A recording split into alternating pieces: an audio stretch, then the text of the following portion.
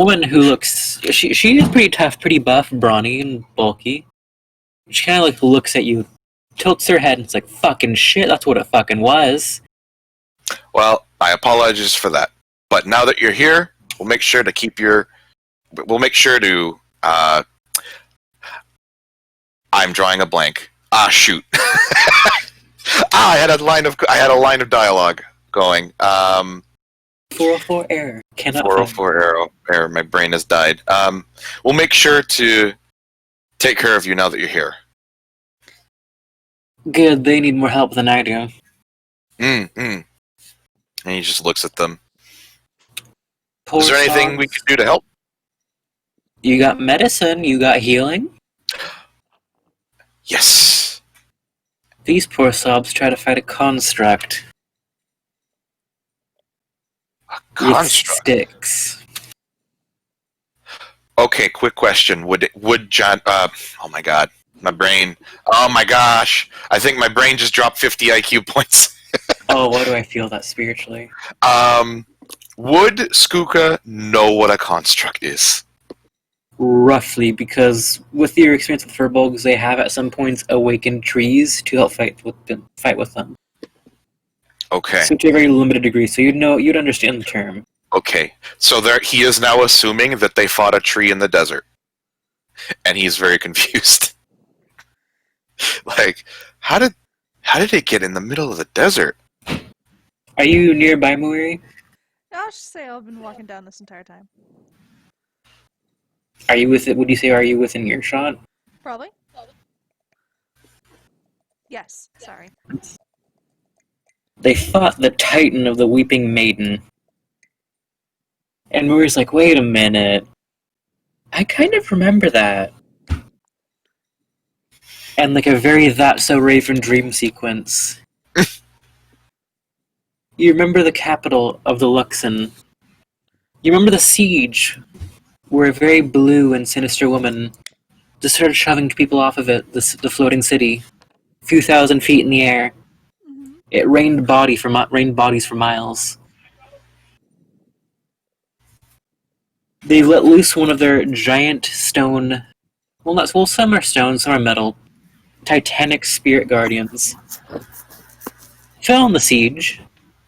Thought to be lost. It was said to have tried to crawl back to the city. Back then it was just known as the Maiden.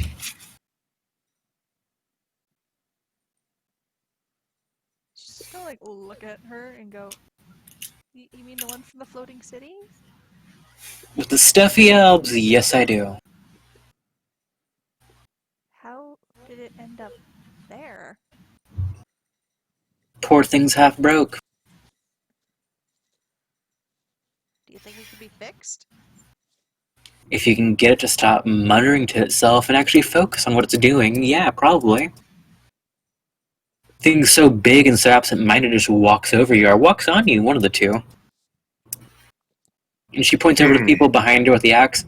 They thought it was some demon and started stabbing it with sticks. Well, obviously they haven't seen an actual demon. No. So the thing woke up again for but a moment and fried them. Took as many survivors as I could and led them out. I mean... As the maiden went on a spree. We could probably use that. Do you think it could be repaired? If you can talk to the stuffy elves, yes it can.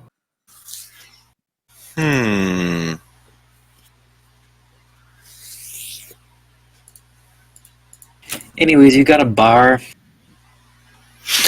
And his eyes open. And he goes to try to wrap his arm and wing as best as he can around her shoulder, and starts to try to lead her to the bar.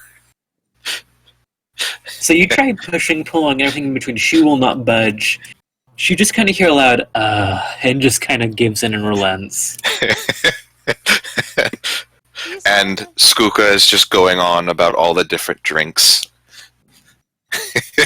Meanwhile, she just orders dwarven ale. Skuka is so because he's he's still relatively new to the mainland. Everything is still amazing to him. Like in terms of like drinks and food and all that. And she pounds back a damn near a cask of it, too.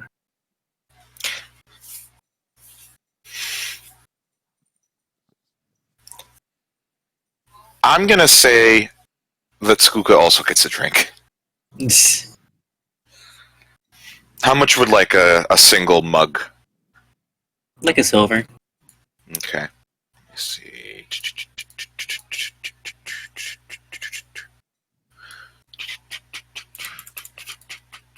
While they're drinking, Maria's gonna go talk to Sedona there? Do. No, but Vitriol's there, and he's kind of confused. Why are you confused? I'm surprised this place isn't crawling with creatures. You mean the Aliquor thing? That too. What kind of creatures? I mean, the Deathspire Waste kind of has a weird, ring to it, right? Mm-hmm. What causes the death? The heat? Well, humans live there, so it can't be too hard. Well, humans are also idiots. Durable idiots. Incredibly durable idiots. See, that answers your question. But yet, they're reduced to living like nomads. Maybe something to do with their past? I don't know. I mean, yeah, we kind of did a number on them back in the day. You did? Yeah, back then they went by a different name, but we thought they still kept that name. Gave them a bunch of weapons. They tried to go out and come down to the Underdark. That didn't work out well with them. They got really close, so we just killed their prince and cursed some land somewhere. Huh. Then they pissed off a god of ours, and that didn't end well for them either. We took a city. What god did they piss off? Kind of just looks at your moth. Oh, angry red-eyed bitch boy. Got it. Yeah! That and Grahablur, or how the fuck you say his name, I don't remember how to say it. So they both kind of just teamed up and shunted that thing somewhere in God knows where, and shunted it back a few eons later. Effective. Yeah, now we just call it the City of Horror. So avoid it, is what I heard. And if you want, last I heard that the Caliphate were very powerful mages and mastered abjuration evocation, so you might find something neat there. So avoid it till stronger. Or just risk it. Never know what you can find. Not gonna risk it alone. Not for something that, like, sounds like it's trouble.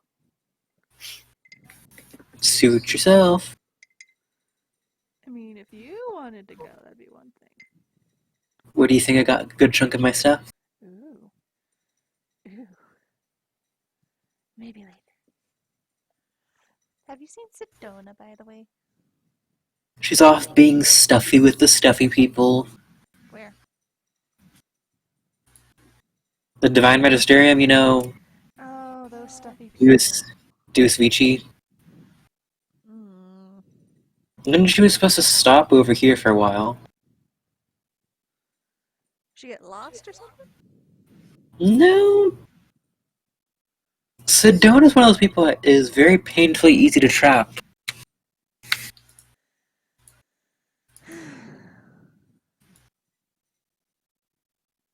Well, apparently there's a construct in the middle of the Deathspire Waste. Of what? And he's kind of just like picking the dirt out of his nails. Oh god, what did you say the name was? The Weeping Maiden? He kind of just looks up, The thing- turns to you. The Weeping Maiden. Yeah, the one that fell from the big old city. Yes, the one that can shoot giant sunbeams through its fucking face. Yes, that one. Is in the desert. Yeah, Loose. I can take you to someone who saw it. You want to go mess with it? Try to fix it? No, I want to turn it off. But wait, what if you tried to fix it? Yeah, no, the thing is, I may be a very, very renowned tinkerer who has dabbled in golemancy quite a bit. That is above even a 2,000-year-old high elf's pay grade. So what if we turn it off, drag it back here, and have somebody fix it? Well, we would have to establish contact with the Flying Cities, but no one's done that in centuries.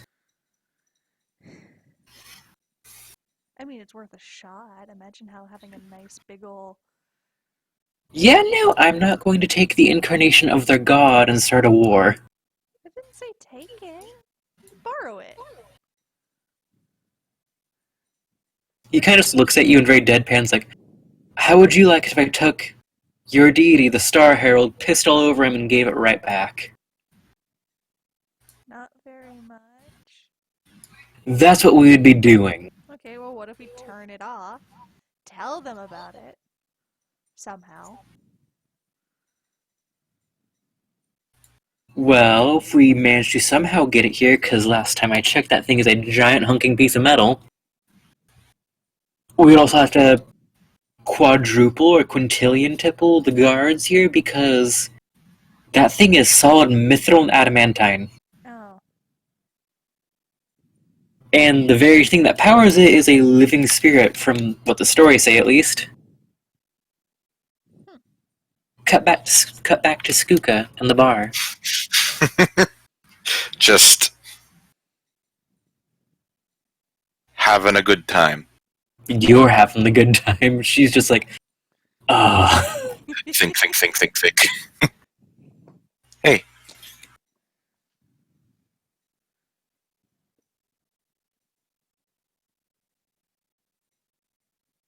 So the only thing you do talk is talk.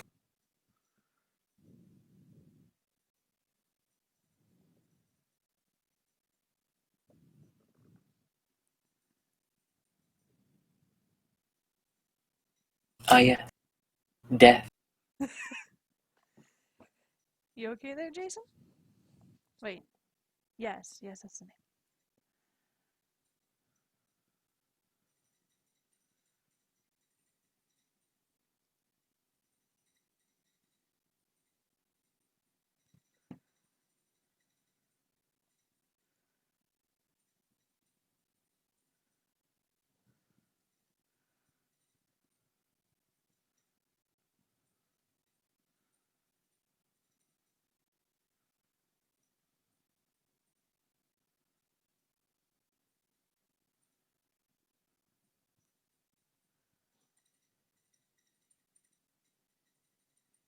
Hey, I'm back, guys. Sorry about that. You're good. Um, I never left, by the way. sorry for not responding for a while. You're good. So I'm having a good time at the bar while it's Muir you're playing as right now? Yeah. I went off to go find You're doing a big think. A big I guess fun. I'm just kind of carousing with the big person. And she just seems very exasperated, but happy to be drinking nonetheless. Mm-hmm.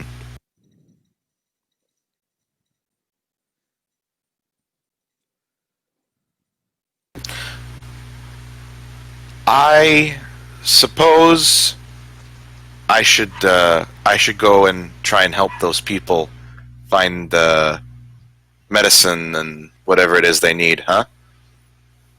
Yes, you should, Birdman. Yes, you should. Okay. Oh, And he just downs his drink really fast and puts it down, and he goes. poor little dude.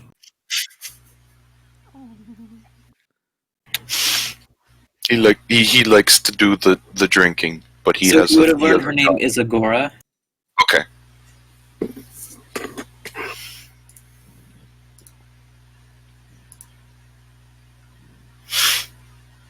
Hmm. So you also find out that none of these people speak common. None of the people around. No. Mm-mm. Do they speak Aarakocra? You mean Orin? Either way. No. Okay. That would be his first thought to try and. At that, he's going to go, I should find someone that can translate. And then he's going to go off, and he's going to look for Muwari. Because he doesn't know what to do. Who's in a debate with a very weird looking elf.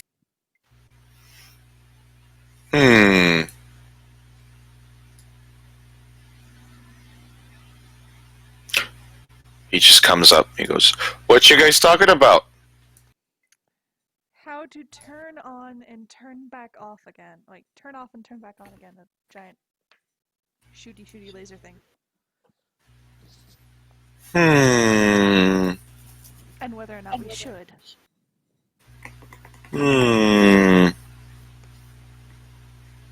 Well.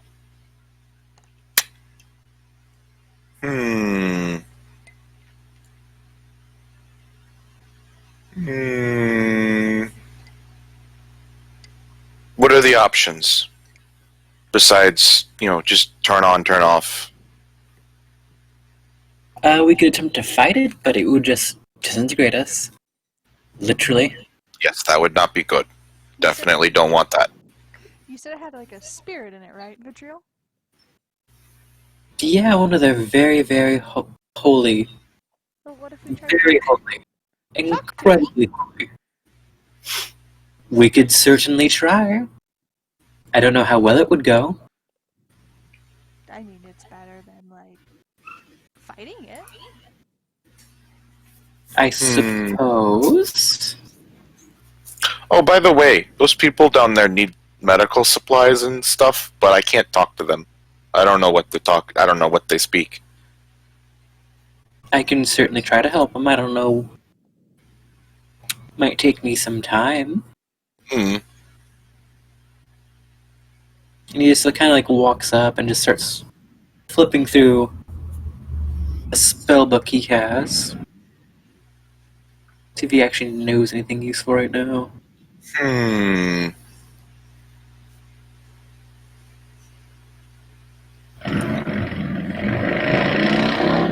So you see him cast a spell, and a chest just clunk from the sky. Starts rooting through it for a bit and starts handing out potions to each one of them. And then walks back. That should at least help them a little bit. Anyway, so do you guys really want to go to a gargantuan being and attempt to reason with it? Well, who made it? Mori would know that they're lumen elves, right? Lumen elves or Orin elves. Either one is correct. She'll just say lumen elves. Well, could we just tell them that it's malfunctioning and have them fix it? He kind of looks up at the sky. Yeah, the lumens don't really come out during this time of year. Their floating cities follow the light, and as you can tell, no light. Wait. Didn't we see one in an earlier town? Yes, but I'm assuming they're going to shunt themselves off like most elves do. Oh. If I had to guess, they're probably somewhere in the upper plains roaming about. Quite a feat to shove yourself past the divine gate.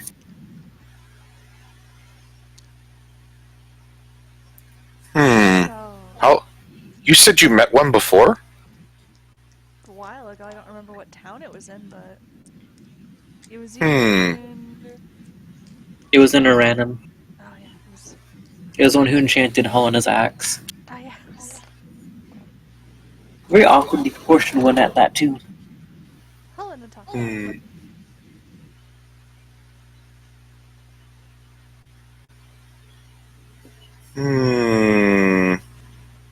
Was it still Rotfall by then?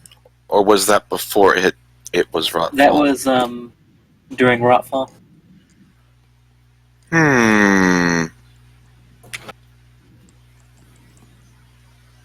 Well, if they were still there when it was during Rotfall, could they still be there? I mean, Maybe. if it's on the ground, I doubt it's moving anywhere. I wonder if they would be able to be consulted on this issue. Well, I can certainly... You see Vitriol kind of stroke his chin a bit and kind of start sifting through that one little chest again to only pull out this like very ruby red chalk that kind of glitters in the starlight. Ooh, what's that? Magic chalk.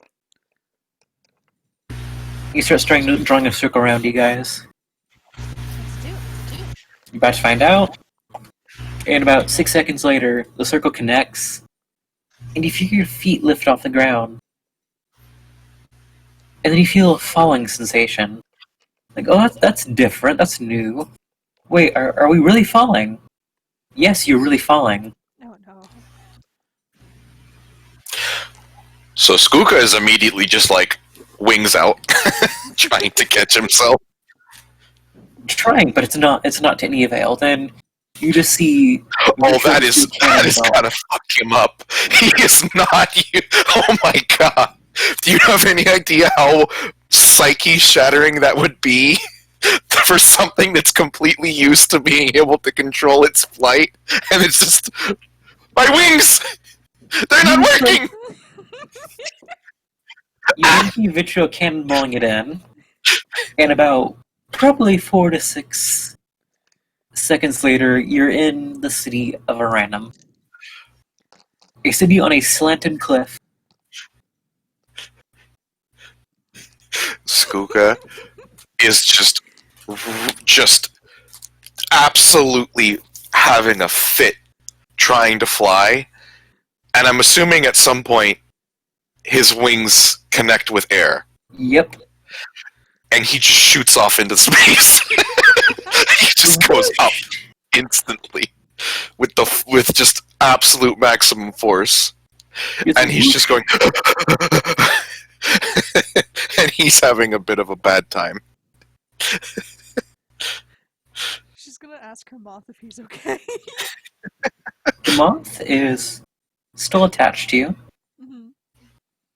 and does not appear to have been disturbed by this whatsoever. No, I was asking the moth if it thinks that Skuka's okay. It just says, no. It simply just says, no. Okay, so Skuka slowly kind of comes back down, very slowly flapping his wings, and then he's just kind of like compulsively picking at his hands, and is like and is like wringing his hands. To make things worse, you hear a voice in your head. Are you alright, plain-touched bird? The mistress Uh. worries for you. No, I'm okay now. Scary voice. And like the voice leaves. And Skook back is to just what like he looking said. around. He says he is alright. That's good. Just like completely believing it 100%, not even batting an eye. The full weight of trust this moth has.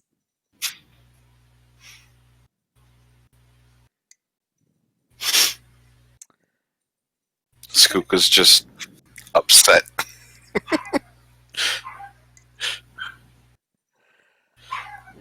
So, fun thing from Mawiri is that she's looking at like a little notebook she's got, reading some stuff she's written down, and she just kind of goes pale for a little bit and goes like, ooh. And she pulls out that little letter that she got. And she's just like, ooh. Do you open it? Yeah. If you've watched Harry Potter, your very elderly and well-lived voice, as the letter then animates, "You left me on the steps. I haven't felt such rudeness since my 7th wedding on the 3rd of Winter's Haven. Rude, rude, rude. And to think I would have brought you my own, like 17 grades later, granddaughter a gift. Rude." And it just rips itself up. She's just gonna kind of look at Vitriol and Skook and be like, I think I pissed off a dragon. Skooka, when that started going off and then tore itself up, is just like staring, and they just kind of look like this. What emotion is that? Because I cannot describe it. It's yes.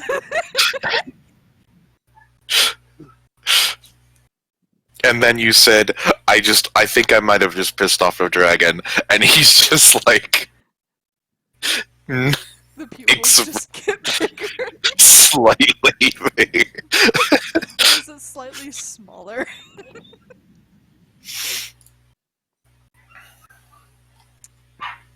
So, I'm gonna be right back real fast. How long do you think a dragon will wait? And she's like looking at Vitriol, kind of like, Depends on the dragon. silver? Maybe? I don't know. I have silver scales. I mean, you're mostly human, so it should be pretty patient. Can you shunt me back real fast? To where? Where we came from. I have to grab something. Boom. Okay. And you're back. She's just grabbing all of it. Did you leave Skooka? He just turns around and you're gone. He's just like, What are you going to go get? She's pulling out like oh god. he's never been to this city before. He's completely just like. She's grabbing about 10 rings and a whole bunch of her. She's grabbing her like tool set that she has as well, and she's just like, oh god, how do I get back? You know, that spell lasts a minute and you get shunted back. Yes. Skooka has, like, huddled himself into a corner within eyesight somewhere, and is just. He's low, and he's defensive, and he's all puffed up. Please tell me he's doing that like side to side shuffle. He's doing. Hold on. He's doing this.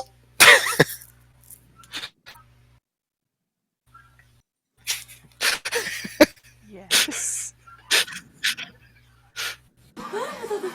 Oh yes, I love it. And then he sees you pop back into existence and just runs over with his arms up.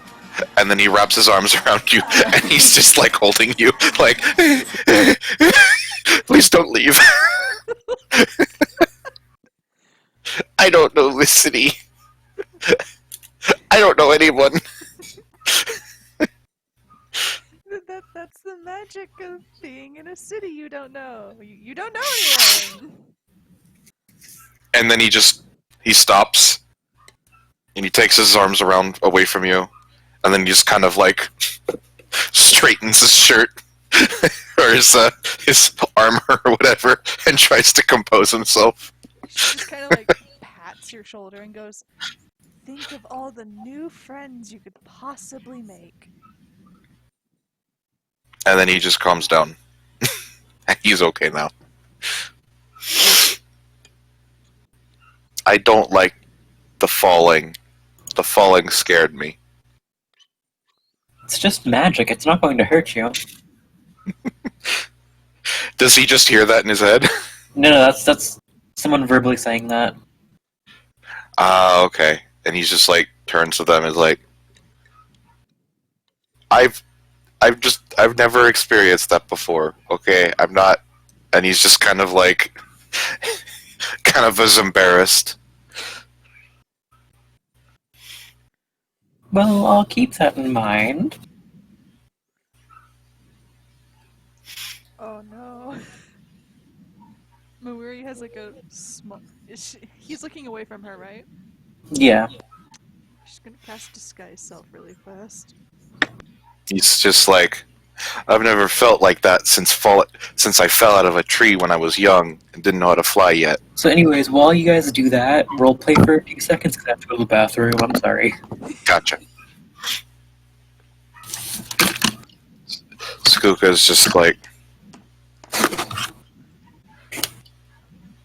it's been a long time since I've felt that. And he turns around. You said you disguised yourself? Yeah. How did you disguise yourself? It's a red dragonborn that she used before, but Skook has never seen it. And he just looks at you. And he freezes. And he does the head thing. And he like backs up a little bit. And he does the head thing again. And he's just staring at you now. And he just freezes, and he's just staring now without moving. Like, Meanwhile, in Skooka's head, where did friend go? who this? Where did friend go? Didn't he? What? Didn't What? he? How? How Just- get away from me? I didn't hear her leave. Never mind. Someone's in the bathroom still. Mawiri's giggling. I hope you know that. Which it sounds just like Mawiri because she doesn't have actor yet. So you've disguised yourself. Mm-hmm. Skooka's having a freak She did it. because he just turned around and there was no longer friend and there was new stranger, and he's just like staring. So are you off to try and find this dragon that supposedly lives here? Yeah. She drops her disguise along the way because she mainly just put it on to mess with Skooka. Kind of fidgets around in his bag for a bit and pulls out. It feels like a glass eye. If you get close to a dragon, that thing's gonna light up. Neat. Thank you. I'll return it really fast. Okay, now hurry up. We don't got all day. Oh, you don't want to spend all day with us? It wasn't really on my itinerary to, find the lost god of a people. I mean, but it's gonna be fun. For you. You're telling me, Mr. Magic, tinkering, that you aren't even a little curious about it? Last time someone tried to mess with that, it started a war and they just destroyed a civilization, so I'm good. I'm good. Fine. I'd rather not have my friends and loved ones get frightened in a burning inferno of light. Fair enough. Did you run off? Yeah. All investigation with advantage. Where's investigation? There it is. Hey, 13. DC was 9. So you're running around town for a bit, going back to all the areas, even the area that the note once said to visit. Nothing really. And then you go back to the Stark End Prof and it slowly starts to glow. Just gonna head in there. Same layout as it once was. You don't see Madame Therese anywhere, but she can be anyone. And you're getting close to one booth, and there's a back of a woman facing you with graying hair. However, her skin is not wrinkled whatsoever.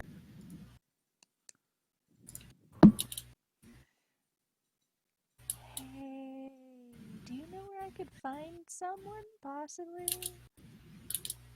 Oh, now you come, dear. Now you come. After... It feels like, what, almost a month now? Has it been a month? Almost. 17 days.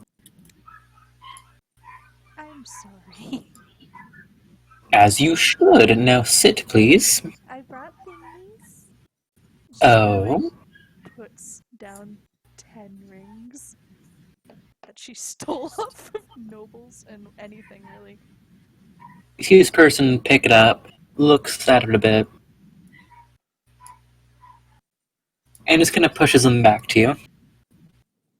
I have a hoard, but it's a hoard of other things.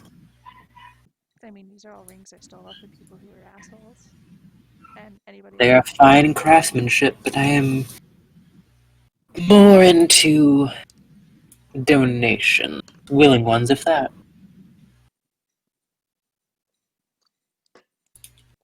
Many of your drawings adorn my old hoard.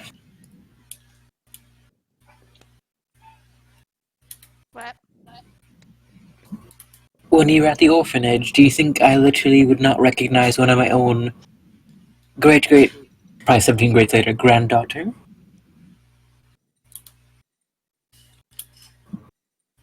So you knew I was there? Yes, but you're one of probably about, she's gonna see you think about 163. And did you know everything about that orphanage? No, I smelt my own blood and kin, and I pulled a few strings to see what would happen. I called that one siren over, see if he would make things better for you.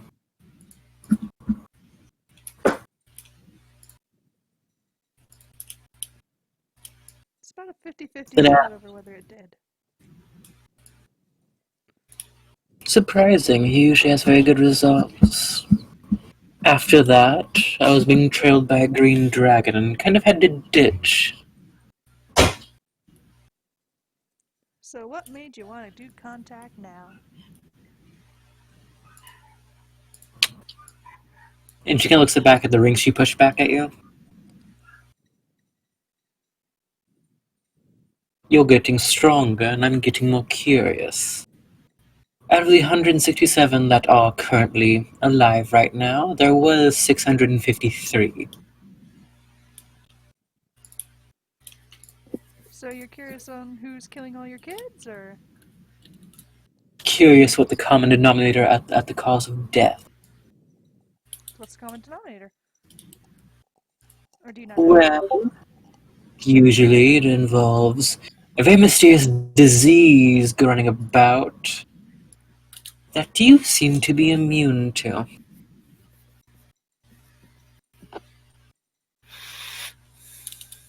did a dumb thing. Hold on.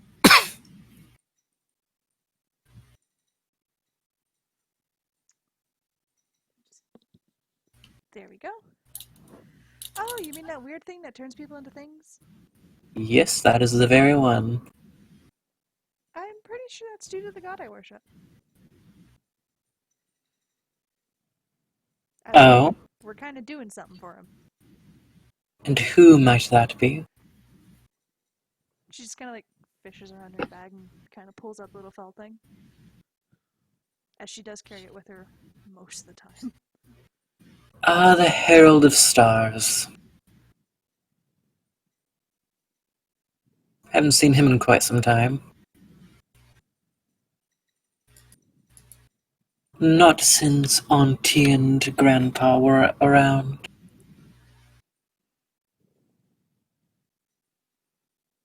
And that was quite some time ago. What happened to them? That was much before the Divine Gate. Auntie was running around screaming, "This is mine, this is mine, I can burn this, I can enslave that," and Grandpa was just, "No, you cannot."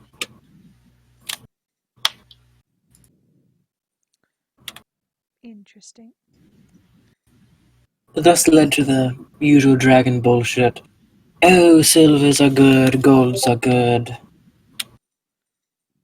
Chromatics bad, blah blah blah blah blah.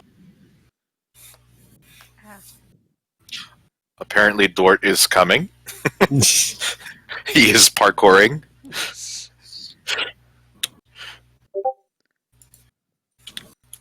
Anyways, you have returned to me.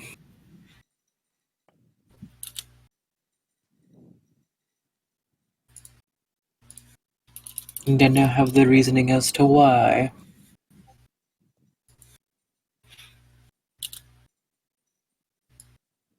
Wait, what? The reasoning as to why I came back? Because you're a dragon? As to why you are mute. Oh. And don't think I would have still not given you a gift. You are my granddaughter after all, and she kind of fishes around in her bag. She pulls out this very crystalline ice crystal and just gently hands it to you. Just kind of picks it up. It is frigid to the touch, even to your standards. Ah. Cold. It is but a fragment of the elemental plane of ice. And what's it? Crush it, and you'll be imbued with the powers of frost. Okay. Do you do it? Sure. So you crush the crystal. A small snowy blast goes around your hands, and your claws, hands, and a bit of your upper elbows gets coated in ice. Any and all melee strikes are now a d6 plus dex, and the damage is considered ice. Oh. And considered magical, too. Oh no. And you can dismiss this.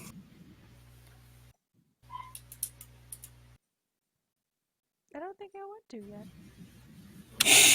You can also shape the ice, too. She just makes like longer claws and be like, oh. Anyways, dearest, we've talked long enough, and I can't have too much attention drawn to you. Galamiel will certainly try to find you. Who? The green from so many years ago. I do like giving him a chase. Now go run along to your friends. One of them's probably getting worried by the minute. I have friends. You worship the god of self-love, dear. Yes, you do. Now run along. Go, go. Okay. She just kind of hesitantly picks up her rings, shoves them back in the pocket. It's hard since you still have ice claws. They just drop a little bit. No, you can't touch them, and the ice crystallizes around them, so now you kind of have this ring that's kind of stuck to a finger. It looks like a claw. I'll deal with this later.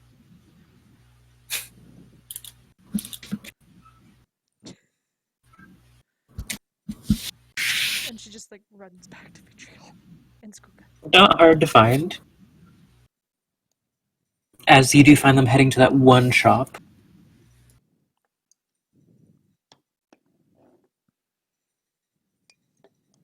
whose name I forget.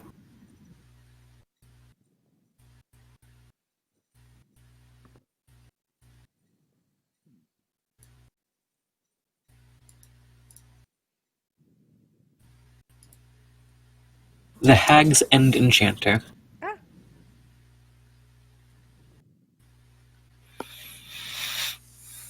You enter, and indeed there is a Luxon elf there, a Lumen elf, just gently rocking back and forth on a chair.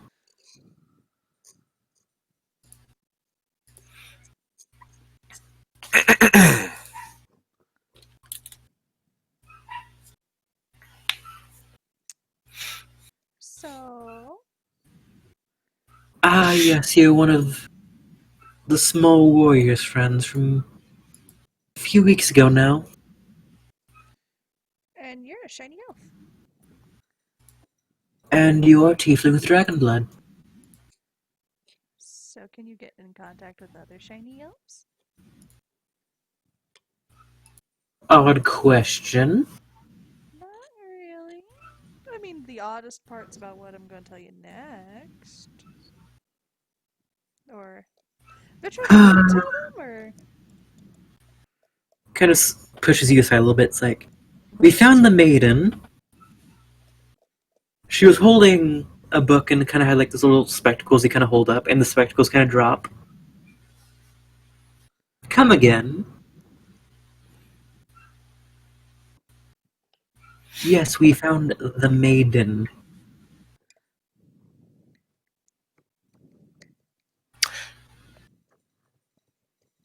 Yeah, it attacked a lot of people. Rather odd. The maiden is supposed to represent peace and tranquility. It's supposed to pacify. Oh, Only being provoked under extreme circumstance.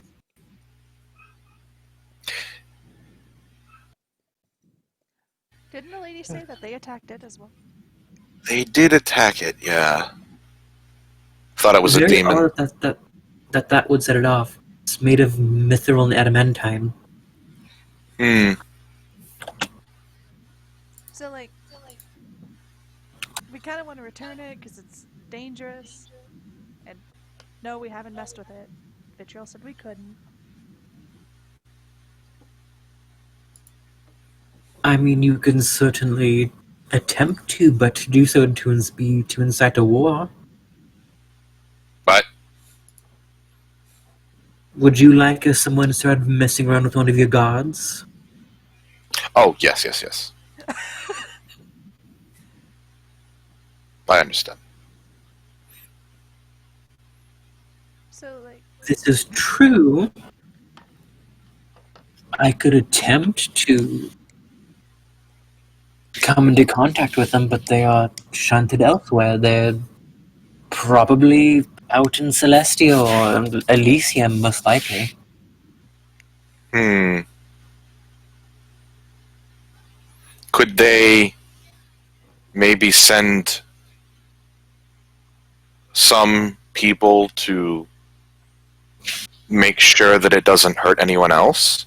Just in the meantime? The majority of my people do not like the darkness. We tend to follow the sun wherever it may go. Us, the two having its own limits, and us being from the Feywild, have found technologies and techniques to push us away from such things. Getting us to come out of that come out of that pleasant light into such darkness would be trying, and this claim rather hard to believe. Well, I don't suppose you would know how to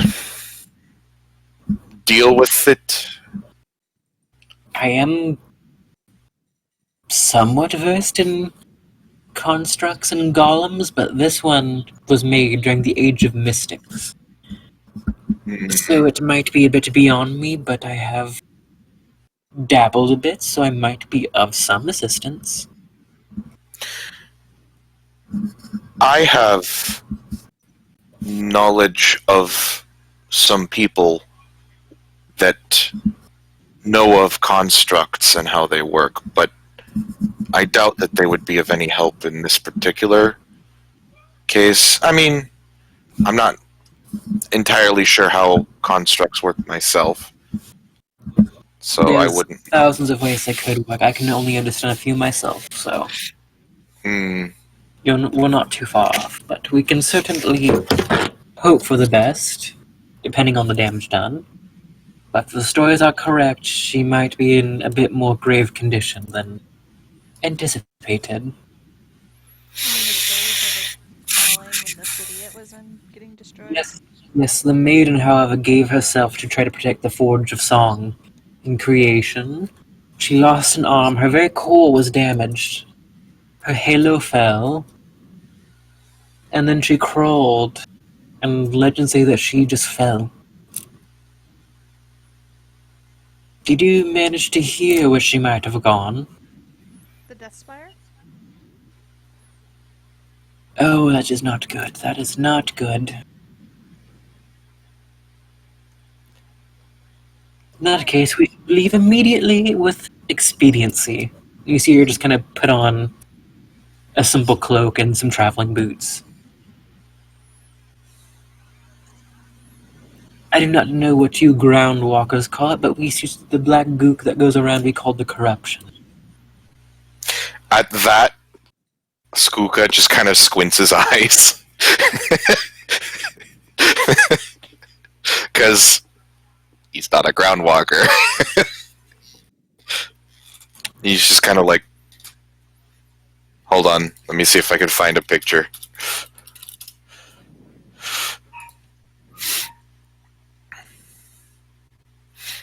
He's just like,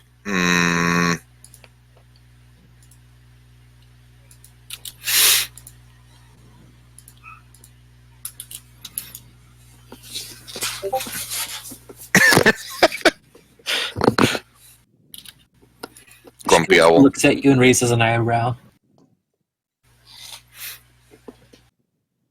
Anyways, come on, let's go. Let's go. We have no time to waste here. Okay. I like how you roll, says Vitriol. You guys walk outside the shop, and Vitriol rummages through his chest once again, wasting another fucking spell slot. And Skooka's just got his arms crossed and is just getting mentally prepared for fall. You see him pull out a little makeshift gate. It's like, I don't know if this gateway's still going to work, but we'll see. He throws it and it expands. And the image on the other side is a land of sand and dunes. It's like, well, that worked, so we can try using this thing. Oh. And no falling this time, I promise. Oh, and he just... You can see his feathers deflate as he calms slightly down. Now come along, we don't have all day.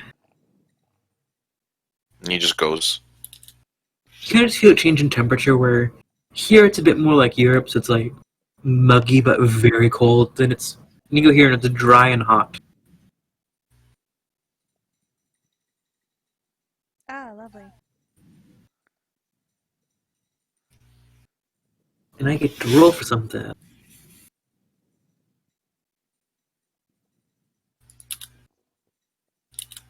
Okay, this is not going to take long. So in the distance, you can hear the stomping of something very heavy and large, and it's just in the distance like as it just slings stomping on either stone or sand. Or a combo of both, you don't know. Where he's gonna kind of like just start Mm. walking. What's the range on that thing's laser, do you think? Are you asking the very fancy elf? Yes.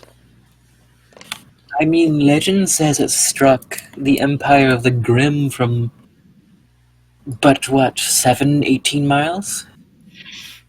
And now he's got the big eyes again. Just like, oh no. Mimir, by the way, has already started walking over there. So you're trying to follow it. Mm-hmm. So after about 20 minutes approaching, you finally see something, and it's just this gentle glitter of metal and of a gentle flutter of flying fabric in the wind. And you're like, where is that? I think I see it. Then, like what you seem to be its foot right in front of you. Mhm. As the metal is this very dark gray. Ooh. It's right in front of us?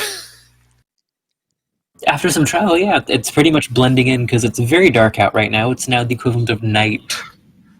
Okay. Is it facing us? It's walking northwards while you guys were walking east. You guys can hear the creaking of metal, Okay. and you kind of see and feel little droplets hit the ground, which is pretty much just the Alicorn seeping through it. Okay.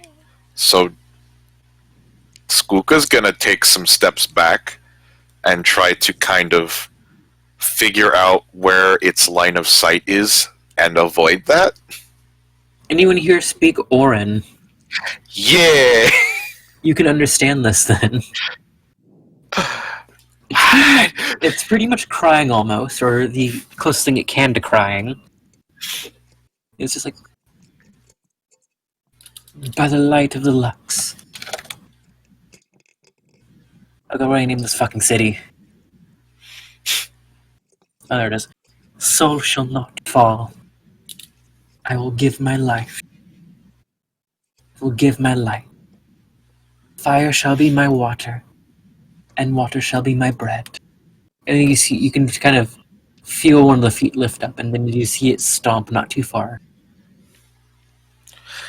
It's kind of almost praying in a sense. Does Skooka recognize the prayer, or is it just kind of... You would not have come to any contact with this sort of prayer or religion. Okay. Okay. Weird. And he's just kind of gonna... Are you trying to fly above it? Oh, he's not flying yet. he's kind of just watching it for right now. Skooka's gonna go up to Fancy Wizard and try to kind of whisper that he heard what it was saying and understood it, and say that it was speaking Aran, and just kind of describe what it said. So, Fancy Wizard that you just met, or the drow? What, Moon? Luxon. Or Lumen, I should say Lumen. Lumen? Yes. Like, yes, that is definitely the maiden, and she's just kind of like in almost awe. And it's much worse than I feared. It looks like she's got the Alicorn. She indeed does, to the point where it's taking root and trying to reach the light. Ooh. I don't know if we have enough to cure that.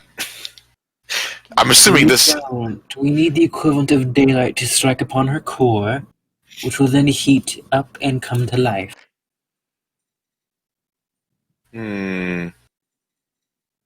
Daylight. Does anyone know a spell to summon daylight? Possibly, I don't know yet. We're about to find out.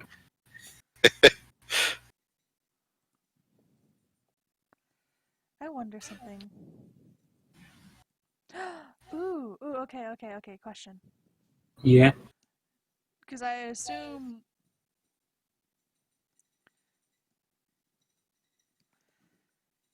God, what was it? Can you get ice to focus light? Did you say ice? Yes. So act as a lens. Yeah. To make a light brighter. Theoretically. Or more concentrated. Yes, but that is not daylight, dear. We're talking we have to invoke the right of the Holy Soul. Parlor tricks just simply won't work in this endeavor. Oh, so it will. Holy Soul, this very star that gives us light and life. Meaning that this is a rather recent infection.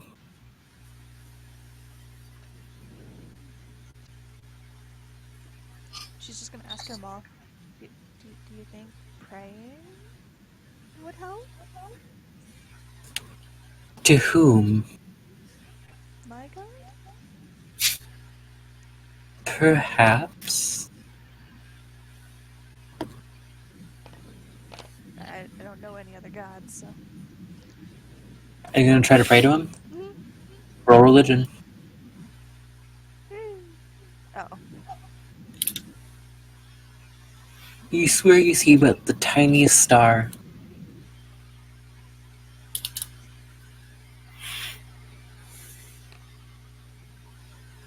Yeah, we're just busy. So how would you invoke the Holy Soul? Well, the city is supposed to follow it, but ever since that traitorous scumbag made this whole darkness and decay thing happen, it's very hard to do.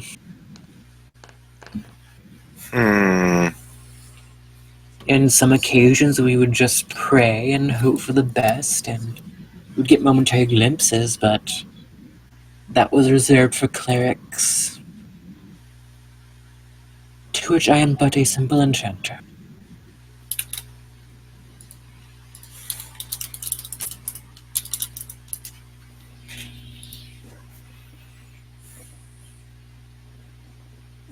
Poor Nala.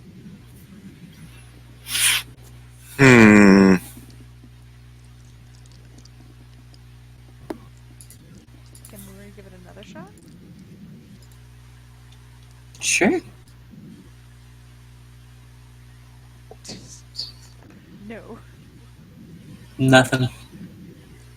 Well, I can at least do this, and you see her touch the middle leg of this giant behemoth.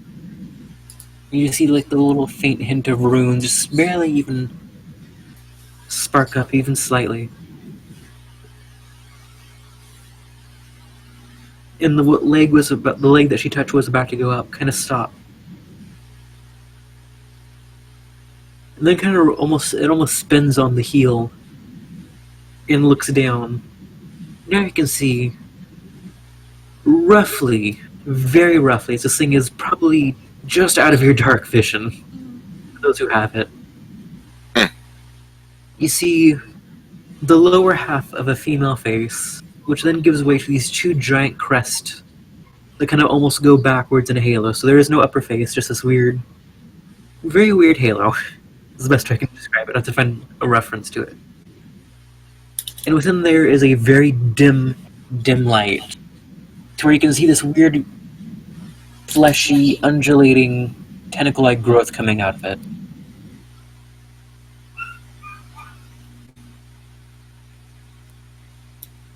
And Skuka, you can understand this like, follower of Holy Soul, you have invoked the right.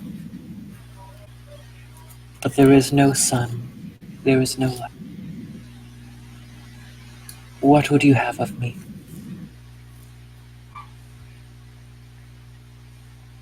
Follow them, maiden, and wait. You kind of see her take her one remaining arm and just kind of pen it against her chest. Almost like a salute. It's like, well, this is as much as I can do.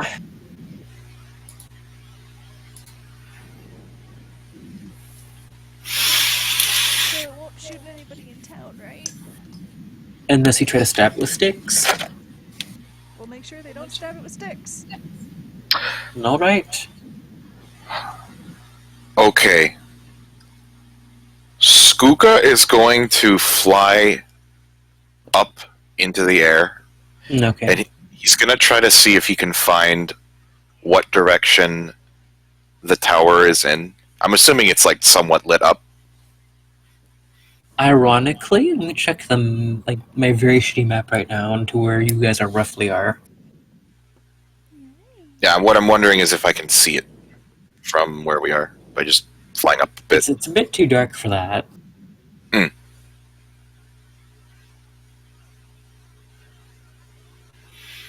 Hmm. But it's out of character, not incredibly far. Hmm. And he comes back down, not able to see the tower. And he goes, "Do any of you know what direction the tower is in?" I don't. You just see Vitriol kind of wave his hand a bit, and the scene starts to move in this very ramshackle path.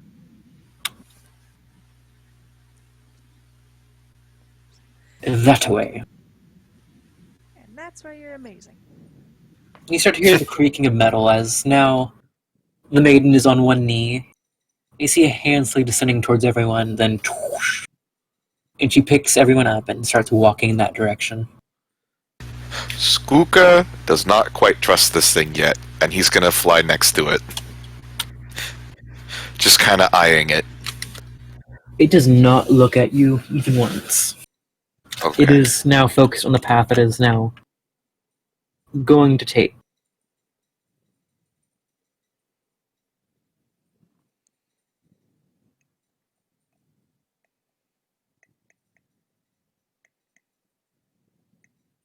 And for the sake of brevity, it takes you guys about a day to get there. Okay. And so you're probably going to be back there in the morning. And I'm going to be right back because now the bathroom's available. And I'm dying spiritually.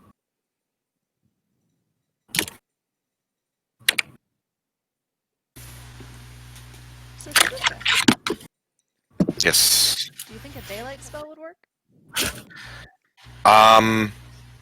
Well, I'm not an expert in it. In any type of magic, really. But I suppose if someone could cast a spell of... You said it was daylight? Yeah.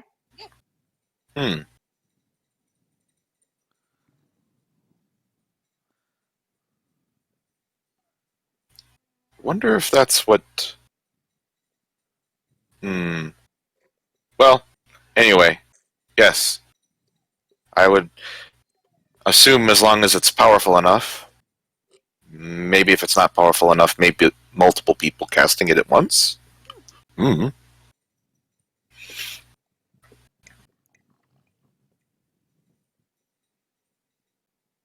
would assume it's more of a druid or cleric kind of thing. I suppose artificial light probably wouldn't be good enough. No, I don't. So, spell Hand back. a spell summoning daylight would probably be our best bet. So you guys are now entering town. Mm-hmm. As you guys begin to approach, since you guys are at such a high vantage point, you can see the magical construction of the temple. It's now, the foundation's about done. Skooka's gonna fly ahead once they're within somewhat of a visual. Once he realizes, that it's not too far, not too much farther ahead. He's gonna fly. And he's just gonna start warning people Roll a not. dex saving throw. Oh, okay. Let me see. Saving throw specifically. Yep.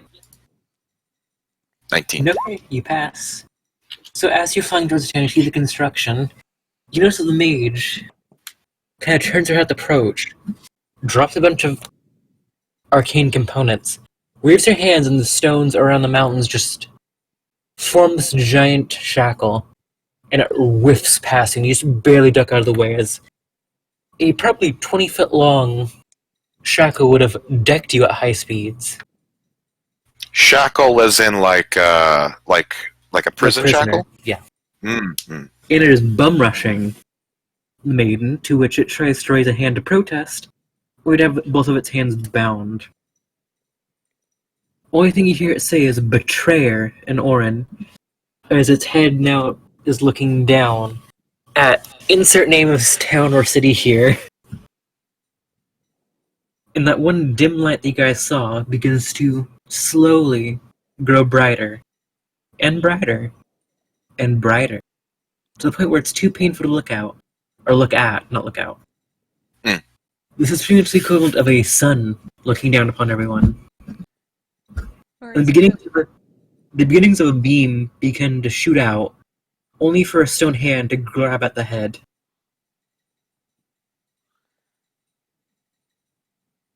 It is now being held in place by several chains. So the shackle was not aimed at me. No. It just kind of was in my direction. Okay, gotcha. Makes sense. They probably wouldn't have seen me. No, they just saw the giant walking titan. Okay. Yeah, fair enough. So they've restrained it. Oh yeah. Gotcha. Nori's talking to the... Is the Lumen Elf with them? Oh, she left. Just in Elvish. Shit. Do you guys enter the city to see what's going on? Yes. So everyone's on edge. The now slightly large population has went up to arms with pickaxes, torches, etc. And the one archmage that is hired for construction is calming people down. It's like, calm down, calm down. What the hell? Skooka's gonna attempt to help with this, just lowering tension. Is that okay? Yeah. Okay. You don't have to roll for it. She's already doing an okay job of it. Gotcha. And then once everyone has kind of stopped having a fit, he's going to explain to... who was it you said was calming them down? The archmage of construction, I forget her name, so I'm just going to call her that for the time being. Okay, fair enough. He's just going to start explaining to the various higher-ups that are dealing with organizing people what is going on. So the archmage looks at you. So, you brought a recognized war machine into Divine Magisterium territory to be fixed by one of our enemies. I'm pretty sure with shit going wrong that it would be better to fix something up that can shoot pure sunlight than to just leave it broken wandering around aimlessly in the desert to be consumed by the sickness or anything else that wants to fight it and possibly hurt more people. Definitely worse for it to be taken over by the bad stuff. Fair enough. This is going to get interesting. Yeah, probably. They didn't look happy. It seems, according to the expert we were talking to, that we need to figure out a way to shine pure, real sunlight onto the thing, and then that will somehow fix it. Probably right, but we're kind of out of that right now. The Archon's on our way. About, not even 4 seconds later, whoosh! The old crone, well, not so crone-like, she's pretty youthful looking for a 70-year-old. She's kind of just, now almost cackling, you actually did it. Did what? You actually did it. Yeah. We need someone who knows druidic or cleric magic now, though.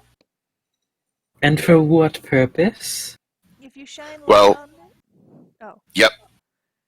Muirian and I kind of came to the same conclusion that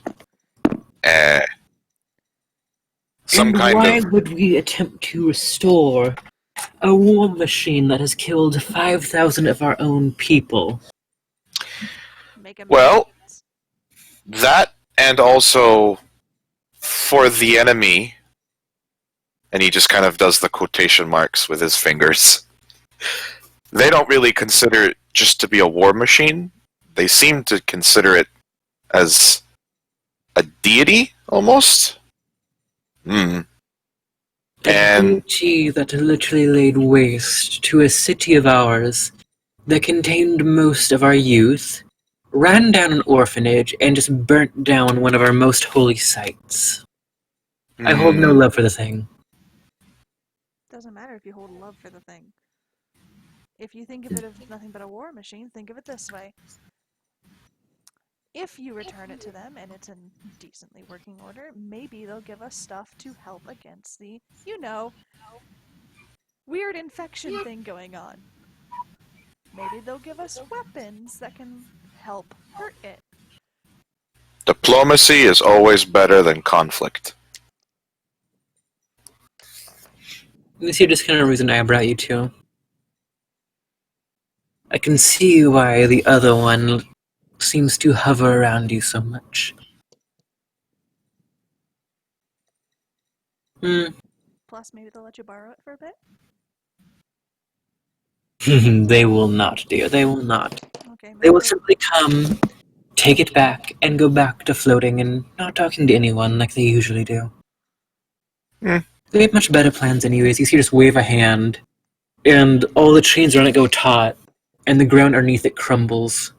It's now being drawn into like a portal. Where are you taking it? Much more plans. It's going to be brought to Deus Vici, into the laboratory of respite, then taken to Machina to be deconstructed and studied. I don't agree with that.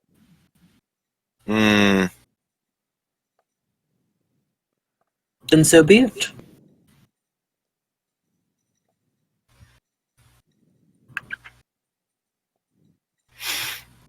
You actually see Sedona behind her. You know the woman can show no emotion, but you can already feel the daggers. No wonder it burned down one of your orphanages. She kind of just looks at you, and no wonder it destroyed the fourth city of your own people. And I should care? They weren't my people. I didn't grow up with them.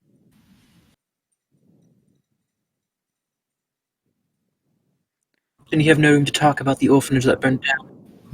You just see her just fade into nothingness.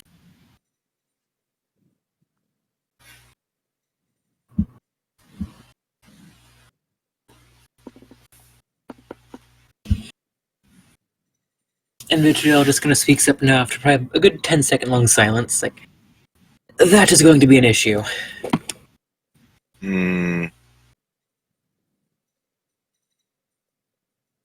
You think, cousin, you think.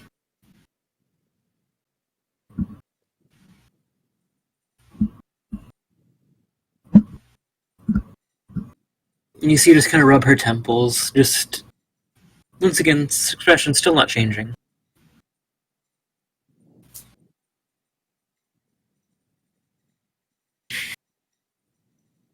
Well, there goes that plan. There goes that plan.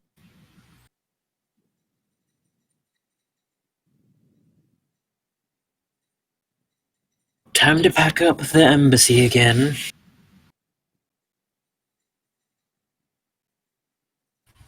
I also suggest if you have any defenses, you put them up while you still can.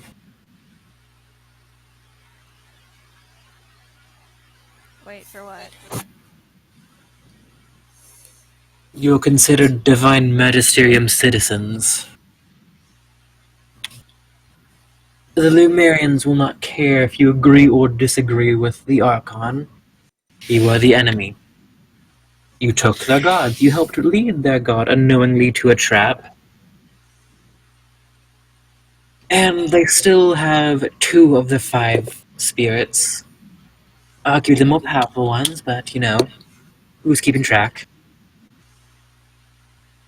I hope they burn that city to the ground.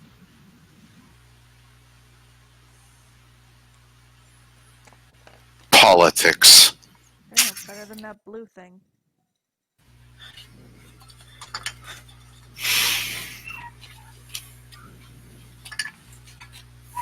Well, when something leads to the death of your husband, it kind of leads you to become a bitter old woman.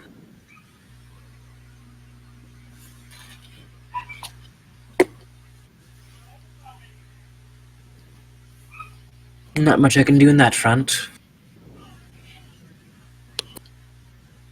Aside from starting a war with the Drow, but I'm not about that. We already have enough issues.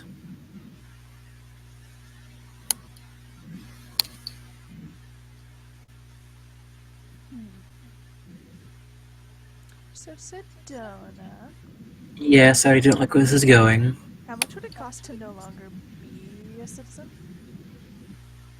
Your city, Damn it. your tower, your research. Stupid angel. You also have to understand this did kill quite a sum of people. For no reason. Unprovoked. In broad daylight. On a holiday.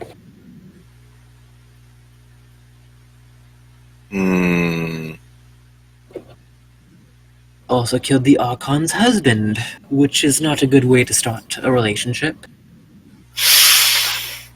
On top of that, the Lemurians and the Magisterium are fighting the same enemy, to which the Magisterium reached out for aid only to fall upon deaf ears.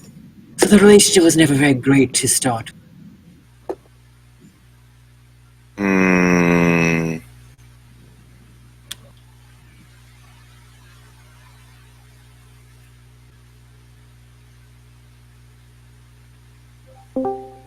Oh,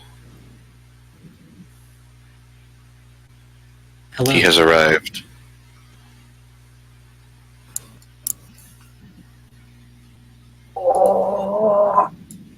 Hello. That's not a good sign. You sound the way we feel right now. So anyways, to catch you up, Giant Titan Technical War Machine showed up to City because they're trying to save it, brought it into the enemy's territory unknowingly, got commandeered. It's a very holy object, and it's now going to be deconstructed and used as a weapon for something else. We accidentally did war provocation. A very big one. Quick question. Yes. The Lumen Elves really don't want their deity used for this, right? No, it's kind of like dissecting a living body and turning it into a thrall. Would they rather it get turned into that, or would they rather it be destroyed? They'd rather to have it back. But if that couldn't be achieved, and she's asking Sedona this. They would literally turn the mountain range to glass.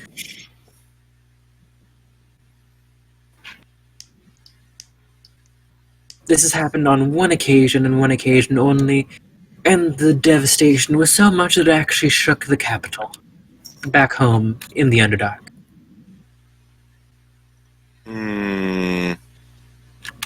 Which I need to remind you is several miles underground. At its highest point.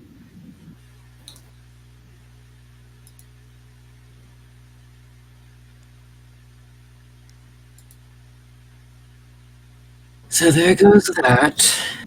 And to think I was really trying to start mending some of the damage, as I do have a contact with the lumens. You just see Vitriol kind of like do that one like sassy turn. It's like, we could have used that. It's like, well, you run off, going on adventures that I do not know about. And they just kind of like start this like little mocking about like me. While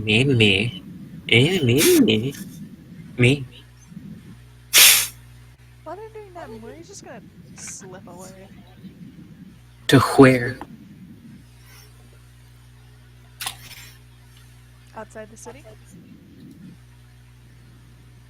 Easy enough to do. It's only like a mile.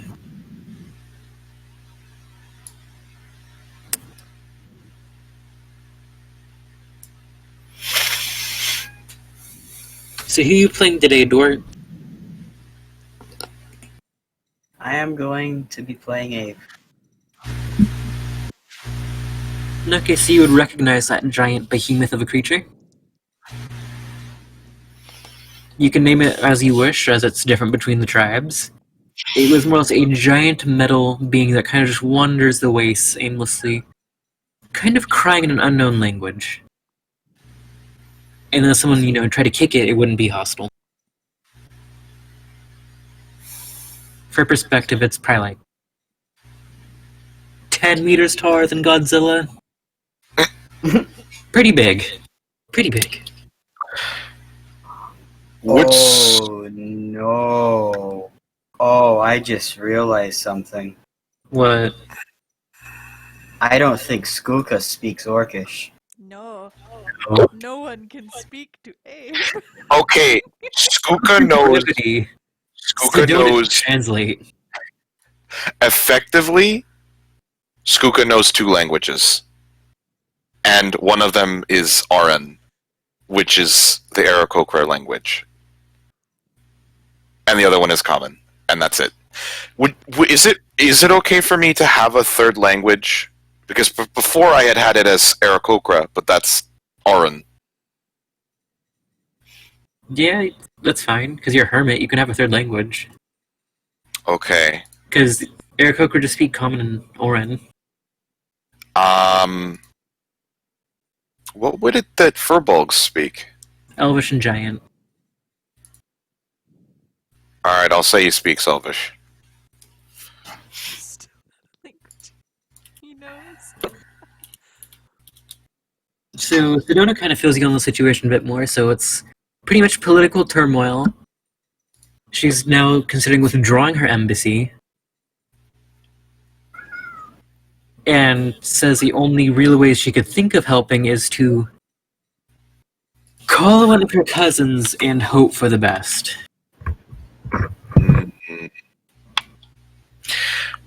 Would Skuka have seen your character leave for the outskirts of the city? She was trying to do it without getting spotted. Roll stealth and Skuka roll perception if you're trying to find her. 1. You see a flash of pink going in a direction. Okay. Can I try to follow her using my hearing that I have that's really good? Yeah, it's easy enough going off that perception roll. Okay. So I'm just gonna be following her, flying in the air, to see what she's got as an idea. Because he doesn't know what to do at this point. So, while you guys are running off, and she's looking at you, Abe, and this is all in Orcish. I have just arrived to the situation, though. The situation. The situation being that they kind of brought the war machine that wreaked havoc on a destroyed city to the people who got their city destroyed, whose leader's significant other got killed by this war machine, and is now going to pretty much scrap another person's god for spare parts.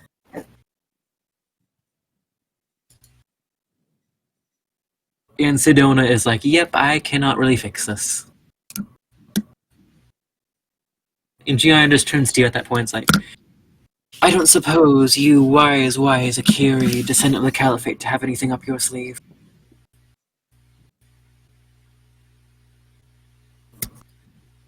Does Abe know the situation? Yeah, you got filled in.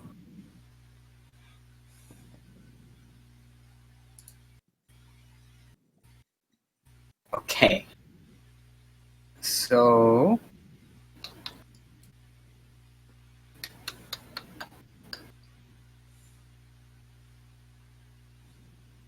I do have an idea.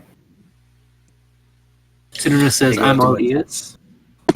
It's gonna require me to go to a temple. Which temple? Any temple. Easy enough to be arranged. Especially with me, but it's a particular temple. One back home. If that is no issue to me, or to you, I should say, then it is no issue to me. A temple nearby would probably be best. Unfortunately, mine that I used to go to is miles under the ground. But it's the only one I can quickly traverse. Which was like, I'm right here, you know.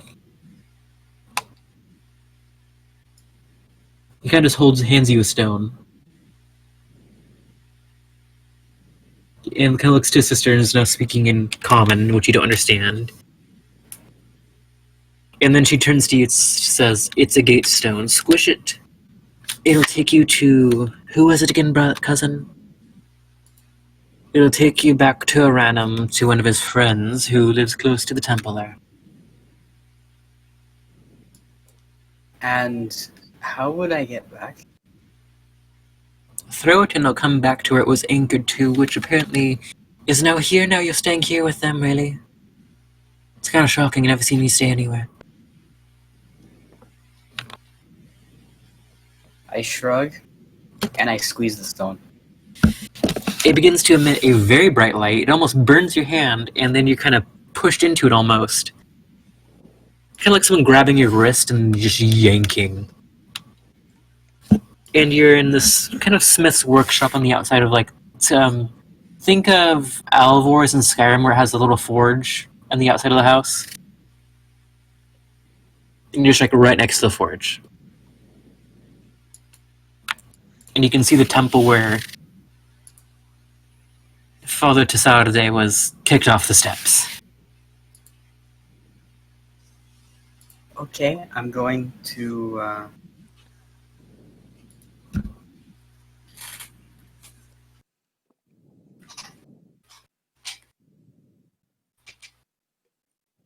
I'm going to go to the temple, and I'm going to ask to use one of the back rooms again.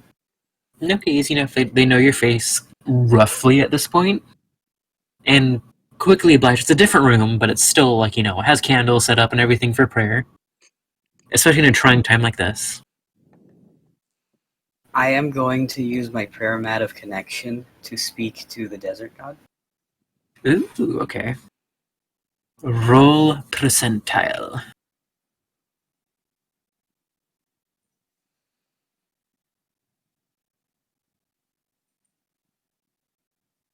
Okay, you get a connection. So the candles begin to emblazon. And most of them, I'll say about 75% of them snuff out. And those that do snuff out give off a faint smell of just desert wind and air. You see sand and dust congeal on the ground as a familiar figure, vaguely just a vague humanoid figure with two burning citrine eyes, arises before you. I'm sorry, there is a fly that is just continuously... Like... This fly is treating me like a moth treats a light. Lamp. Lamb. Okay. I think it flew off somewhere. Alright, I'm sorry.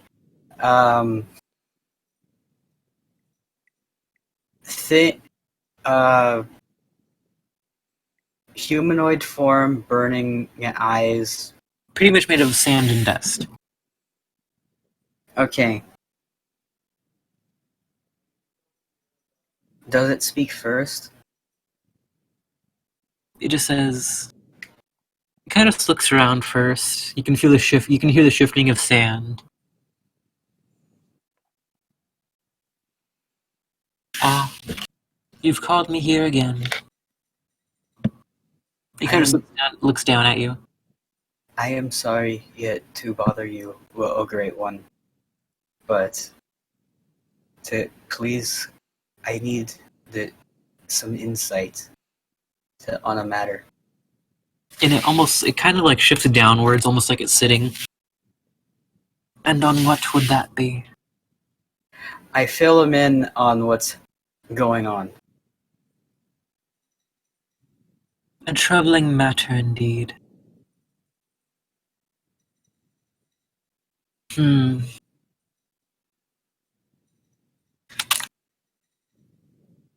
is no easy way around this. There's many paths you could take. You could attempt diplomacy in a more subversive manner. Appeal to the sympathetic. This spirit, as he put it, was damaged heavily. Most likely not thinking in its own version of a right mind. An attempt to almost subverse this Archon's, this Leader's authority to return it. I am really sorry, but my internet screwed up just now, and I didn't catch any of that. Oof. Anyways, it pretty much recommended that you could try to appeal to people who are more sympathetic as they recognize the machine was damaged and not in its own right mind.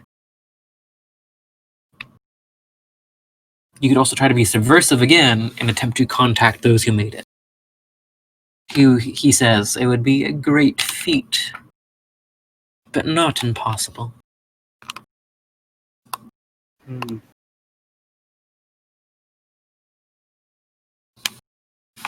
I see you building a temple. Yes, oh great one, to your glory. It has been many, many, many years in sun cycle since one has been built in my name. And it has been far too long. Some would say. Just do not be blinded by zealotry in the ways of the old.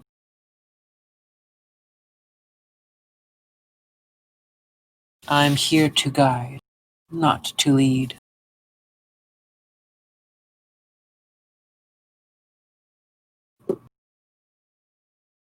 Is there anything else you would like to ask of me? No, oh great one.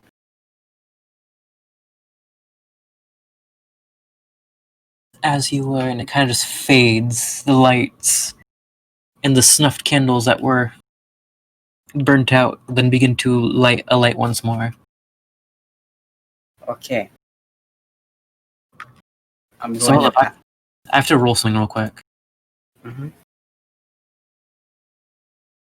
Ooh, okay. Let me check my notes real quick. Let me see if I wrote this down. Oh... I don't know. Okay, if I so... like that. Okay, so I did write this down. Apparently, I only got to about plus like the third level of piety. Mm-hmm. I was planning for you how this is. I wasn't planning on you finding this out this early. So, as the Lord of the Desert disappears, a single stone, round, with a few little smaller precious other stones embedded into it, same as the holy symbol of the desert god, Mm-hmm. is laid on the ground. You touch it, and it is definitely thrumming with some innate divine essence. This is your plus 10 piety reward. You pretty much learn Word of Recall. Word of recall? Yes. Or I think that's what it's called. Could be wrong. Yeah, it's Word of Recall.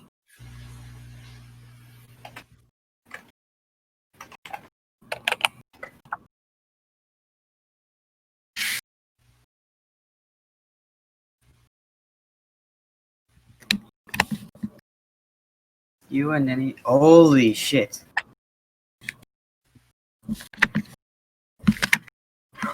Oh shit.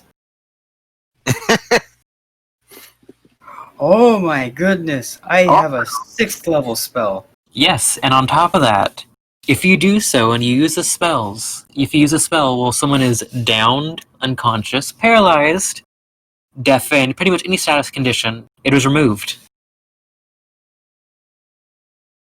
The actual name to this feature is Shelter of Faith. If a person is knocked down, say to 0 hit points or lower, and is pretty much at that point rolling death saving throws, they are considered stabilized after the casting of the spell and teleported.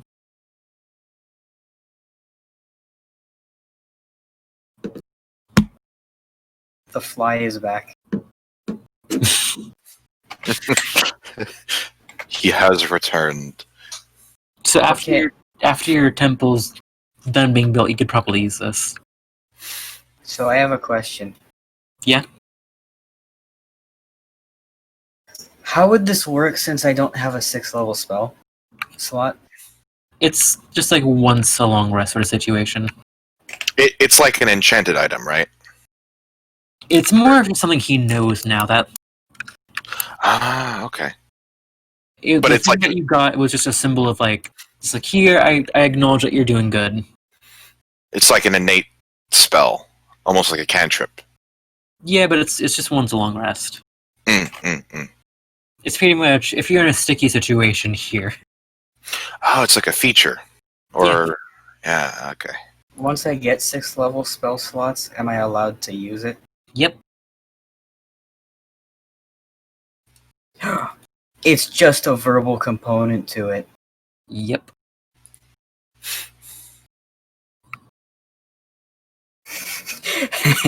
Just Shia Kazing! Gone. So while you're discovering this out, Taffy, what are you doing?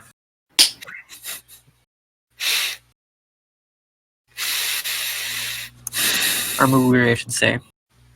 Taffy. I always forget. Oh wait, I forgot she's gone for a minute.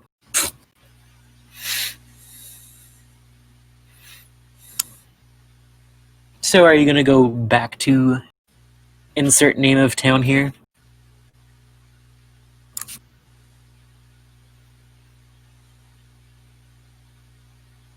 Is the fly bugging you again, Dwart?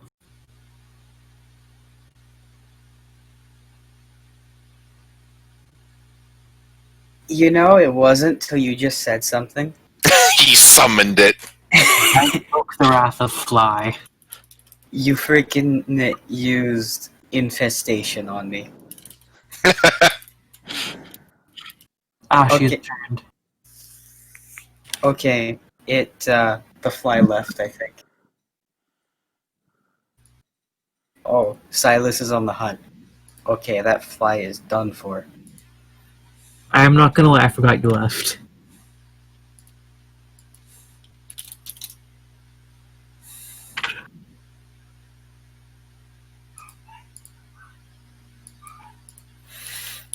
Now I'm just brainstorming potential ideas for names.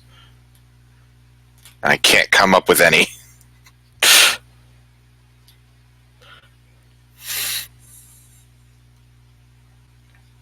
To let you know, a fast fucking way to earn piety, restore and build temples.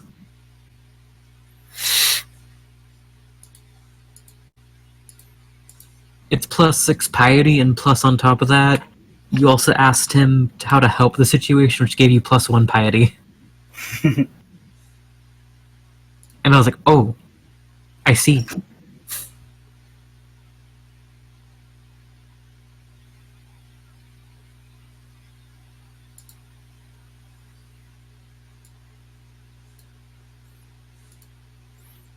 Abe is fully pious.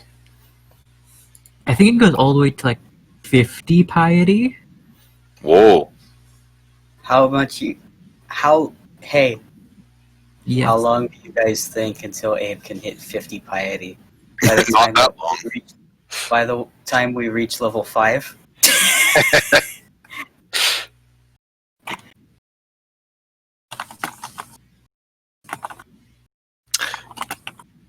Right now you're at +10. He's just going up super fast. Oh, did you hear that? I don't think anyone mentioned it. Skuka got scared. He was very disturbed by something. He got ooga booga'd. A little bit, yeah. He got teleported. What was the city we got teleported to? I forget the name. It was the city that we were in before.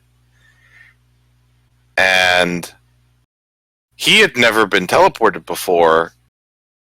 And during the process, you get a sensation of falling. And he's a bird. So his first instinct is spread wings to stop falling. And it didn't do anything. And he started to panic.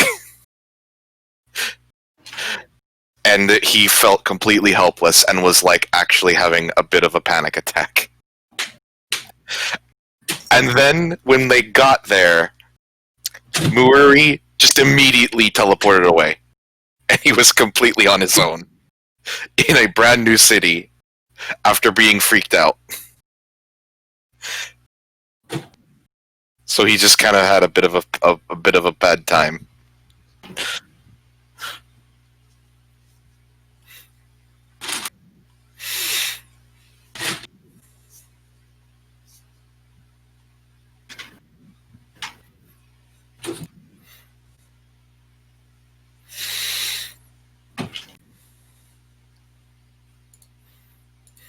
Hmm. In the meantime, well, everyone is now back at Unnamed City.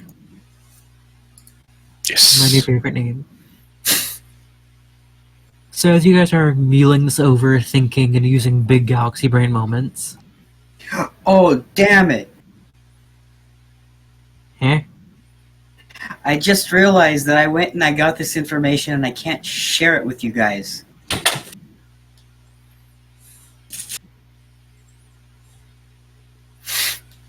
Pourquoi? Because I don't speak their language. You don't. Oh, Skuka and Muiri both don't. Oh no. Oh, it didn't even occur to me.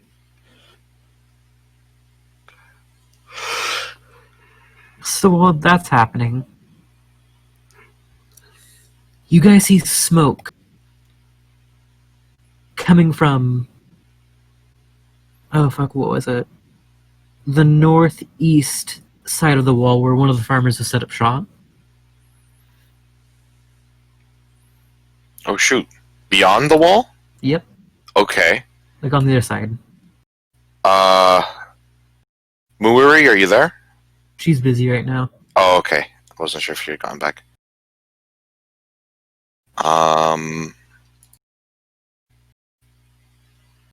Okay.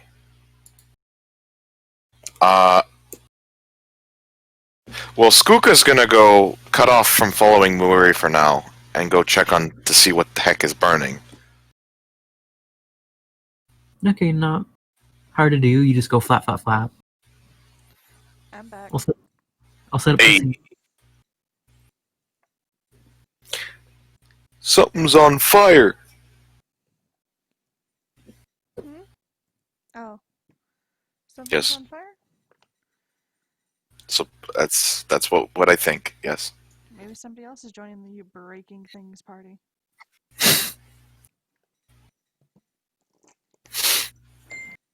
Anyway, Skuka has broken off from following you and is now going off to see what the fire or to see what the smoke is about.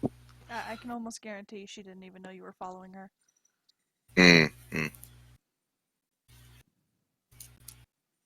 What's your passive? Hold on, let me figure out where the hell that is. 9. Okay. Yeah.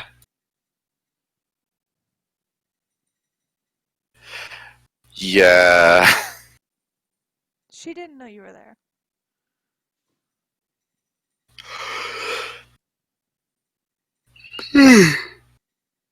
Oh, that looks interesting. Uh-oh. Boxes.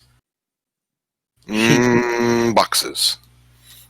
So the farmer didn't get his entire thing set up, so there's still a lot of rocky and rough terrain. So the big, long rectangle is the wall. The long rectangle is the house.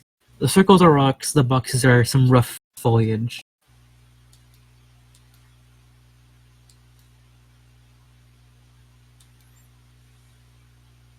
And you guys can drop your tokens where you'd like them to be. Okay. Is it, So you're saying that this is the wall. Yeah. okay. Is the skeleton and the giant actually there? No. Okay. I'm gonna say that Skooka comes from, like, over this direction and is Mhm. flying towards... I'm assuming this is where the smoke is. I'll draw for representation. Cool. I'm still in It's- the It's, like, especially dark right now, right? Yes. Well, no, it's back in there. Oh, it's day. Well, the equivalent of there. Well, regardless, he's looking and listening for signs of bad things and danger and that kind of thing. And after, while flying in this direction, Red after... stuff is fire. What's that? Red stuff is fire. Gotcha. Kind of intuitive. So you're flying Yes. that way? Yes. He's not going to go the full distance, not necessarily, because at some point he notices... What are these? They're a bunch of dwarf vagabonds. Okay. Can I tell what they're doing from a distance? You see, these ones are holding bottles that are lit aflame, and they're throwing it here. This dude back here is just throwing fire everywhere. He's just yelling at people in Dwarvish. Okay. I am going to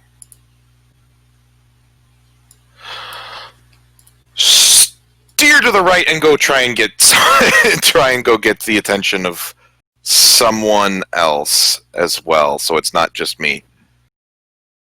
Are you trying to get their attention, or someone's attention that might be in the house? I'm gonna go... You said it was about a mile, right? From the wall to... From the wall from end to end is a mile. Yes. What I'm wondering is, would Skooka theoretically be able to go and try and get the attention of either, not necessarily the Archmage, but the... just anyone else? Because he doesn't know that Muiri is coming. He doesn't know if Abe is. He doesn't know if anyone else knows about this. So he's going to go immediately steer, because he sees all these people starting fires, and he's just like, nope, I'm going to go get someone else to help with this. Because he doesn't know what's going on. Is that okay? Who are you going to look for? Just people in general? I'm going to look for Vampire Lady. I'm going to look for anyone of that, of leadership or importance that would be able to get the word out that there are dwarves, or what appear to be dwarves, throwing fire at and lighting this farm on fire. You can find a Gora Okay. and a farmer. That's about it. Okay, I'm gonna land in front of them really quick and kind of a little bit out of breath because I'm going really fast. I'm gonna go, there are dwarves setting fires to the farm outside of the wall. And they just point in the direction. The Gora grabs her battle axe and is like, I'm in. Sound Okay. back. You're good. So you can And- drop your token near this chaos if you'd like.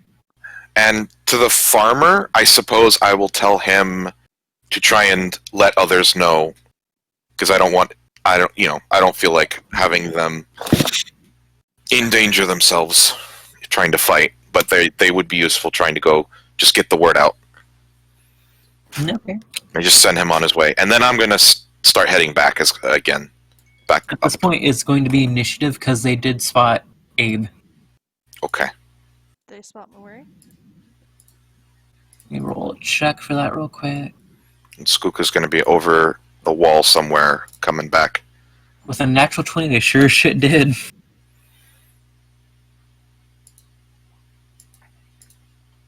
Okay, 17. How close can I make him?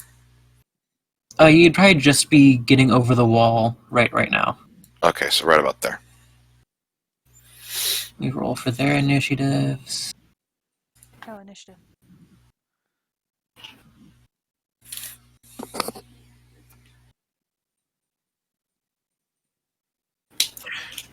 Can I roll for stealth to see if I can approach stealthfully? On your turn, yeah. Okay. Let me see. Who got...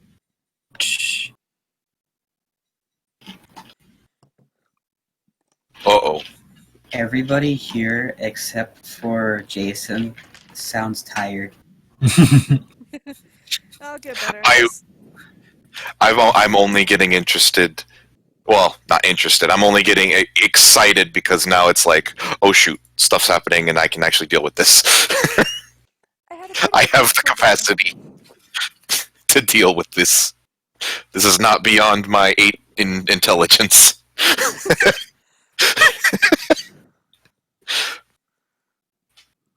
Skooka is not a diplomat.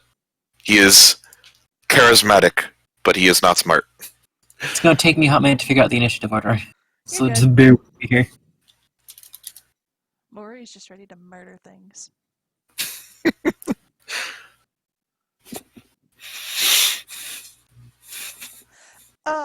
Shit. Write down any of her crap. Okay, apparently the one I have prepared was Rathus, so while you're figuring that out, I'm going to quickly write down Mori's bullshit.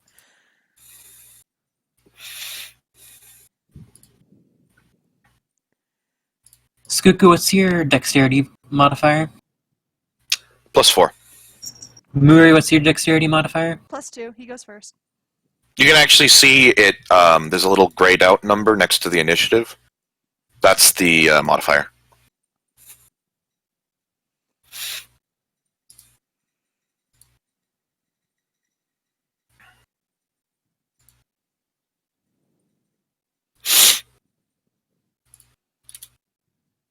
Just let me know when everything's all set up.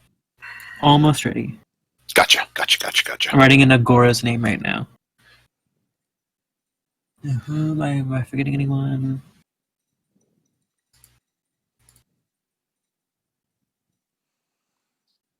Okay, so combat order is going to be a fucking wild one. First up, we have this dude, followed by all simultaneously this dude, Skooka, and Muwiri simultaneously. Oh god. We then have the final thrower, the dude who seems to be in charge, Agora, whose token I forgot to fucking place. Bad Zach. Bonk. Her. Who is Agora? She's the barbarian that led some stray Akiri into town. Well, one of your sister tribes, I should say, not Akiri. Yeah, quick recap. Bunch of Akiri walked into town following big lady, really, really tall big lady with battle axe. And they had all been attacked by the giant thing. They started poking it with sticks, more or less, is what she compared it to. Yes. And so they Then all... it's you, Abe. They Then got it's beat the up. person in the back over here, who rolled a 2. So, first up is going to be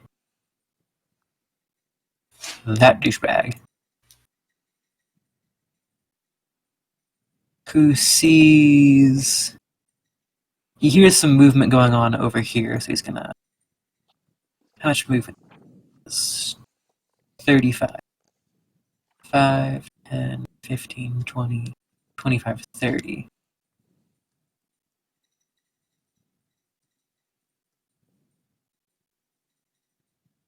So he's going to use his action to pull out a crossbow and to fire it.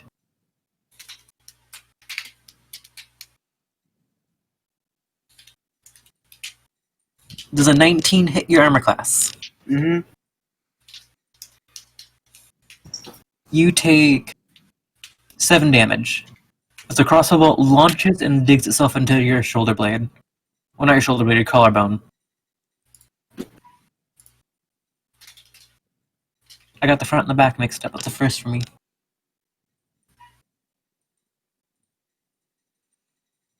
They are now all alerted to everyone's presence, roughly. Next up, it is now all everyone's simultaneous turns. Actually, do they know about me yet? Because he can't see me through the building. You're flying. They can see you coming over. Oh, okay. I wasn't sure if I was like still on the back side of the wall. I'm not sure how the wall is shaped. It's pretty tall, but they can still. It's pretty much. It's 25 feet tall. Mm. You're at the very top of it, and you're kind of looking down at everything going on. So everyone right here can kind of see you. Okay. They're kind of like, oh fuck, flying person. So who would like? So Skuka would go first in the simultaneous order. Okay. I can move 50 feet. Which means I can get up to that far. You know what? I am going to... You said it's the daytime equivalent. Yep, you can see. Would it still be dark enough for me to try to hide just using the sky, or would it be too bright at this point for me to be able to hide? Too bright out. Okay. I'm going to get over the wall Okay. and duck down behind... This is a building, right? Yep. How tall is this building? About 10-ish feet tall. Gotcha. Maybe a bit more. Okay. I am going to... Actually, is it a wedge roof? Like a wedge-shaped roof? Like, Yeah. you know, like a stereotypical house? And, Yeah. I'm assuming the ridge is like this? Yeah. Okay. Can I land on the roof behind the ridge? Yeah. So I'm assuming it's not too steep of a roof. I'm gonna be laying on the roof, looking over the edge, and I'm gonna try to roll for stealth. Is that okay? Yep. Actually, I don't need to. I can. I just need to do. I don't need advantage to get sneak attack. I think. You just have to be the only one within 5 feet of it. Oh, was With it? your Was swashbuckler. it I needed to be within 5 feet of it? Let me You're double check. the only creature within 5 feet. Okay.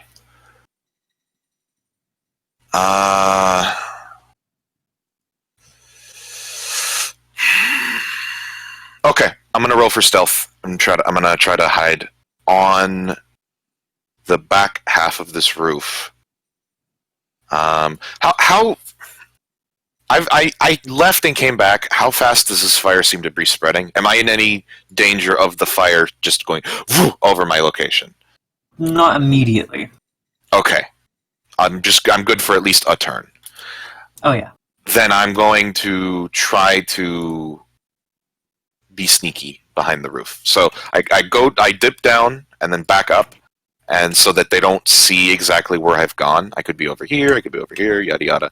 And now I'm on the top of the building, kind of getting ready to peek over. Let me see. Stealth. Yeah, they don't know where you are. Okay, is that my action?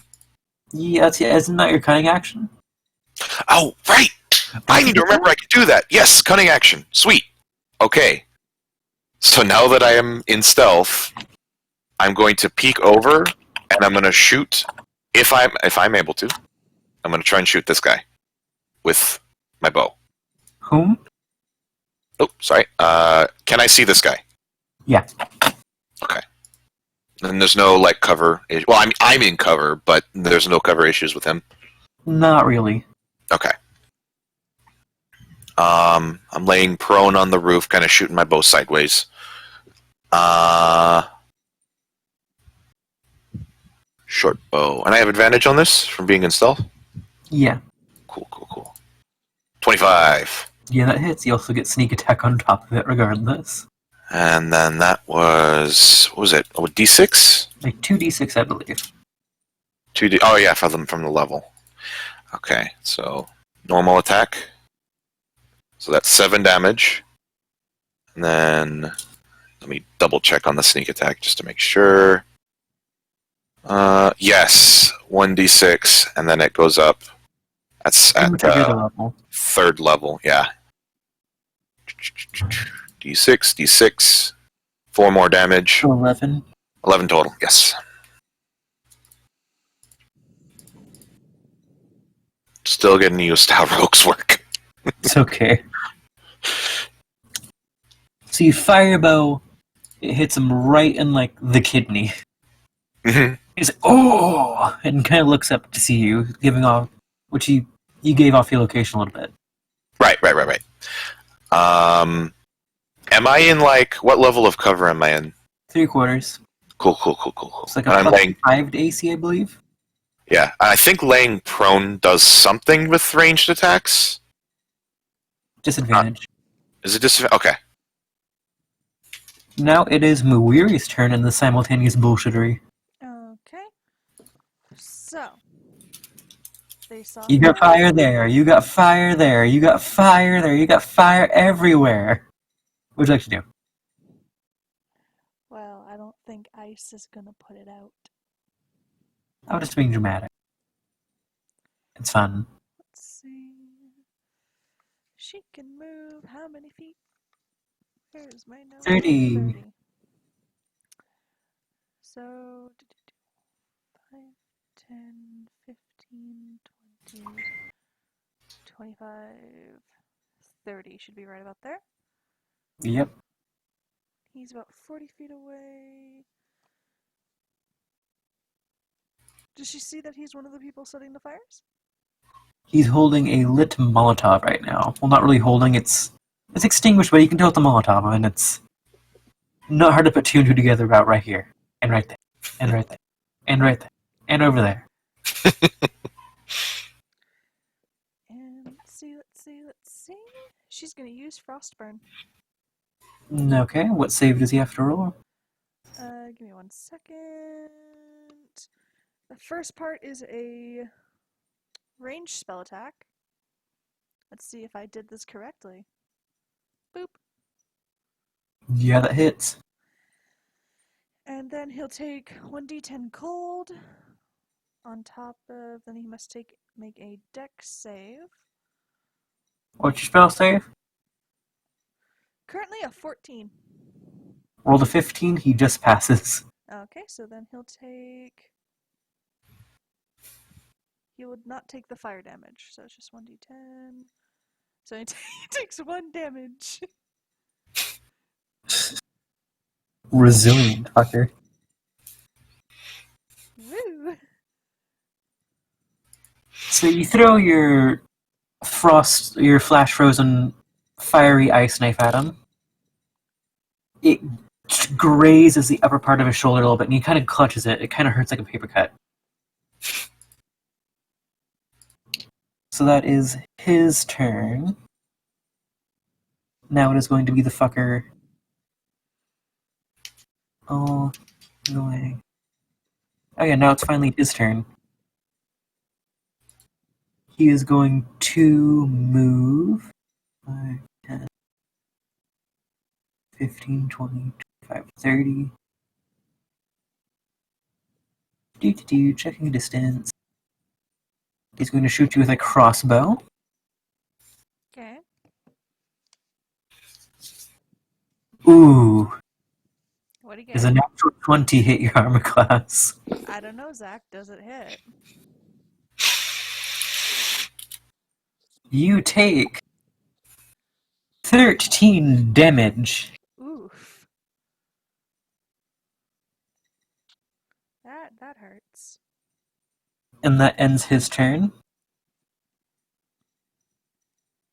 Now it is the third thrower's turn. So this fucker,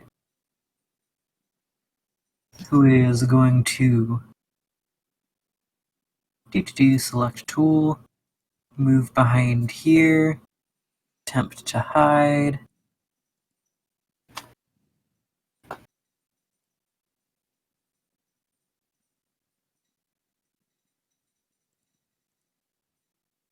Do you still see him? What? That one dude, do you still see him? And? I wasn't paying attention, so probably no. Is there a dude right here? No. Nope. Okay, then that's good, because you rolled very high on stealth.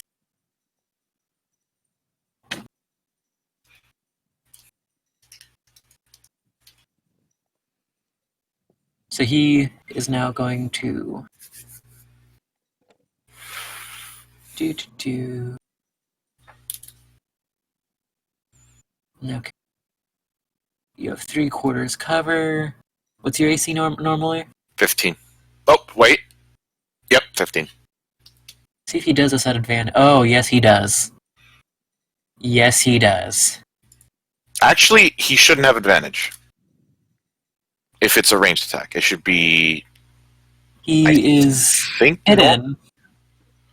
He's attacking from being hidden. It is But just a straight roll, Yes, it should be a straight roll. and he's a natural 20. Oh yeah, yeah, that'll do it. Oh man, 2 nats in a row. These guys have it out for you. Oh. 17 damage. I'm down. Oh, no.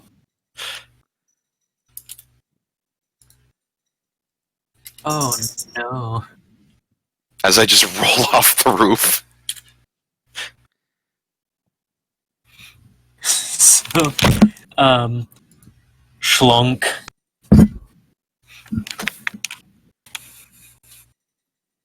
Is that really your HP? 16. Yeah. I rolled real bad on this guy's HP. Ooh, no.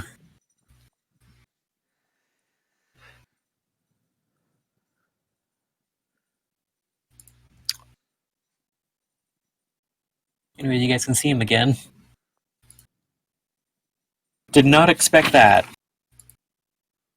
Drama.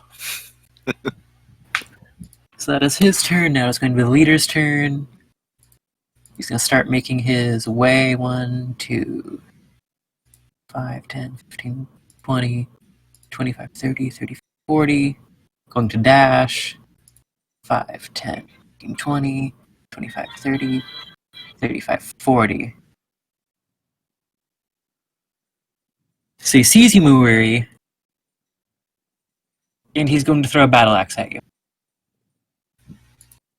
Well then. Does a 13 hit your armor class? No. You quite literally Wonder Woman the axe away from your head. And he just kind of looks at you. And you see him just raise his hand up and draw the axe back. He's going to make a second attack at you.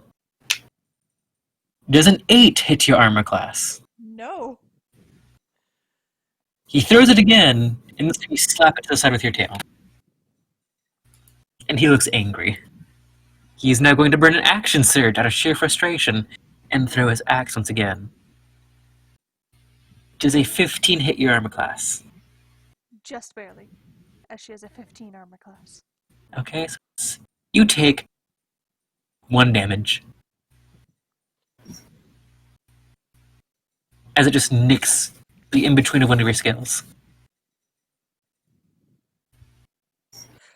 Wait, hold on. What's the range of something?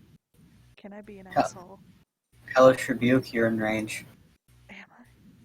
Can I be an absolute asshole? Why, yes, you can be an absolute asshole. Hellish Rebuke has a range of 30 feet. It has a range You- of 60 feet. What the? Oh, I remember now. Okay, yeah, he's getting hit with Hellish Rebuke. He's And getting- that's a dex save, correct? Yep, that's a dex save. I believe he has disadvantage of this because of his armor.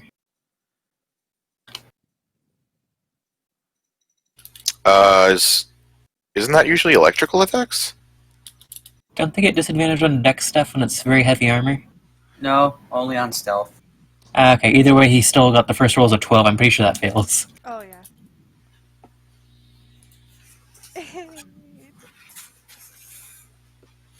Woo! 9 damage. Okay. Now it is Agora's turn, who sees you getting fucking wailed on. Let's see, what is her movement? 5, 20, 25. She's going to go into a rage, so you just see her scream at this fucking puny man. She's going to make her attacks reckless.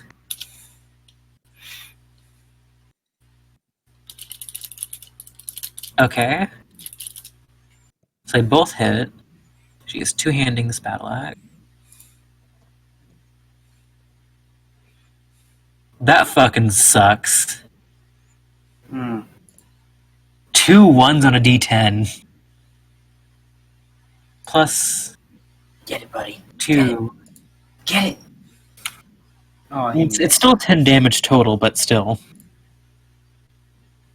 So the leader over here is looking a little rough. As she is now cleaved through his armor, and you see blood streaking through it. Next is Ibram. Okay, so really quickly, I'm going to look at the she's I can do.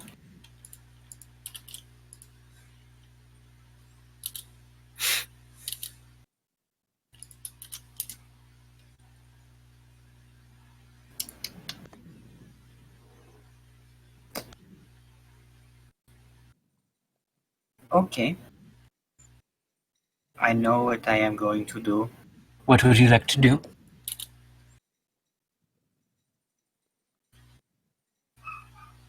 Okay, so I saw Birdman just fall off of a freaking roof, right? Yeah, he has a arrow in his gut right now.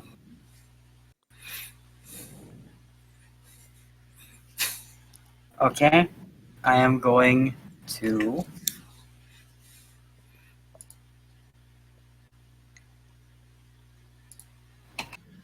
go ahead and I'm going to cast. You know what? This shit over here looks like it's being taken care of. I'm gonna use all my movement to get up next to Birdman, and I'm gonna cure wounds. Alright. Roll healing. Oh no. Minimum heal. Ooh.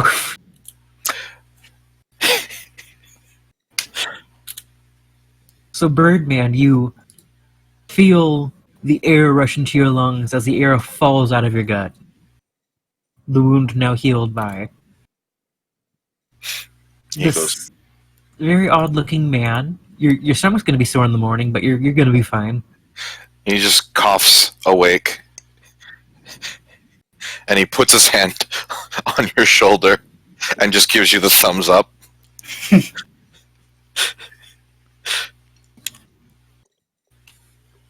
Okay, now let me check to see if there's anything else that I can do.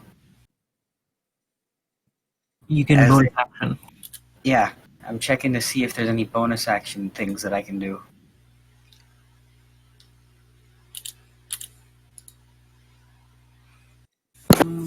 Wait a second, I just realized something stupid. What? I got hit by a crossbow bolt, right?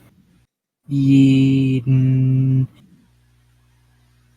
think he missed. No, I took the 7 damage. It was from a crossbow bolt, right? Yeah.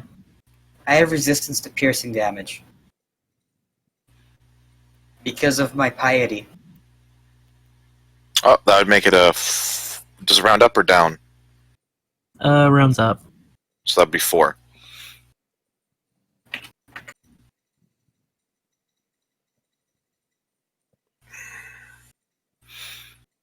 Okay. The will of your god says no.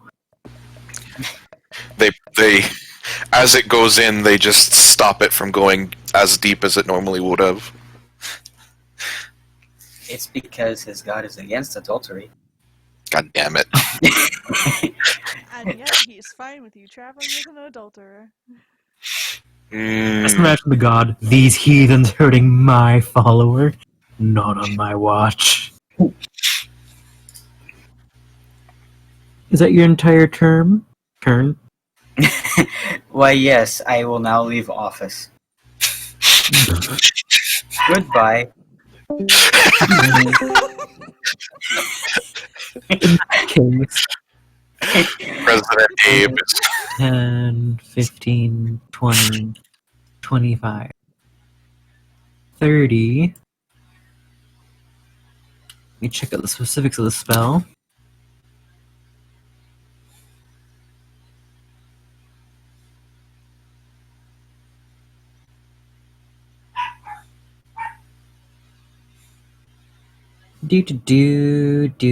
How many creatures can be affected by this?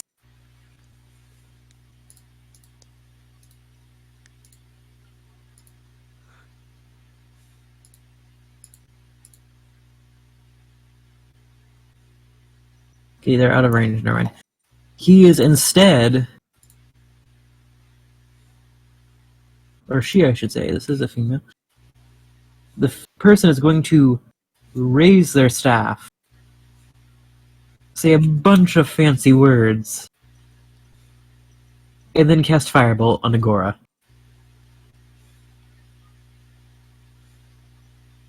That is another natural fucking 20. Dear God. what the hell is going on? The one time I don't want to be rolling natural 20s, I roll them.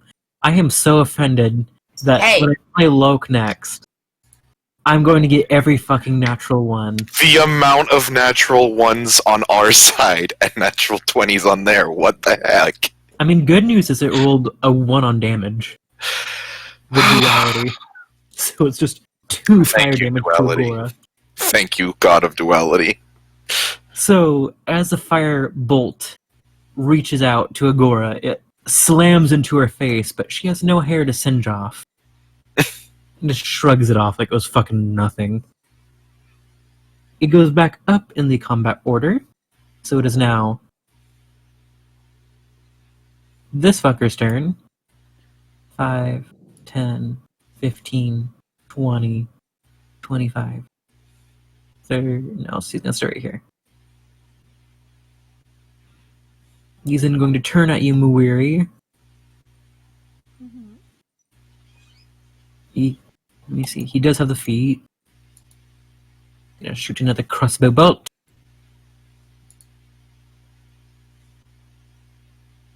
Does a 15 hit you? Yes.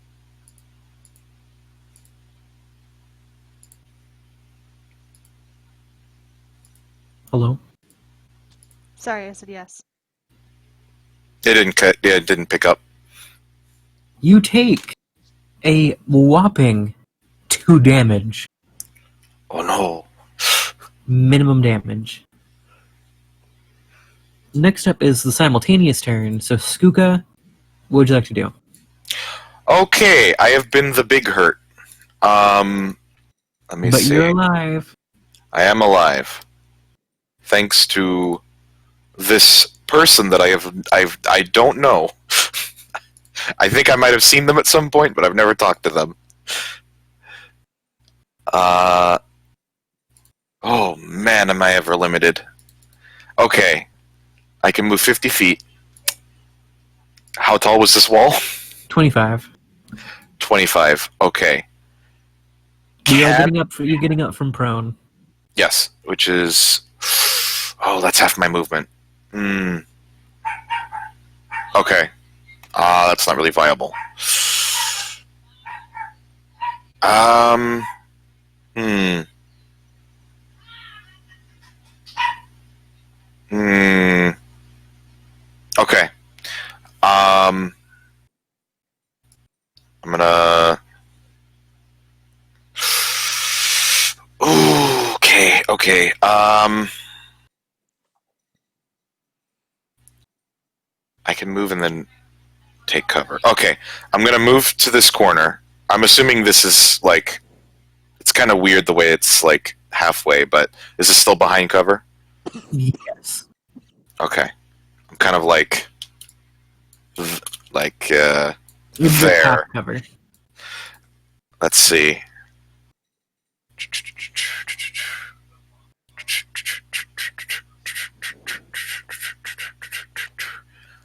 As I'm going over there, can I roll for? Ooh. Oh, it's not worth it. I have to roll for stealth afterward because I need to freaking hide. All right, I'm gonna take a shot with my bow.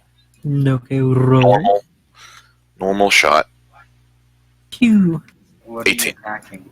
Oh, yeah. Sorry, I meant this guy. Okay, that definitely hits. Okay. Damage. Really? Really? So he shot him right in the butt, like right in the buttock. Minimum damage. Yeah, no, he's still looking a little rough though. He's starting to look a little foggy. Kind of like he's reconsidering now getting this far away from the group. Okay. I have moved. Oh, I need to get my thing out. 20 feet. I'm gonna move back. Oh, actually, I think I have 25 feet of movement on foot. Yes, 25 feet of Did he use movement. cunning action to dash? I am actually going to use cutting action to roll for stealth to try and hide. So I'm gonna go over here, and then I'm gonna go right here. I am- Okay. Now fully in cover, right? Yep. I am now going to hide. Roll.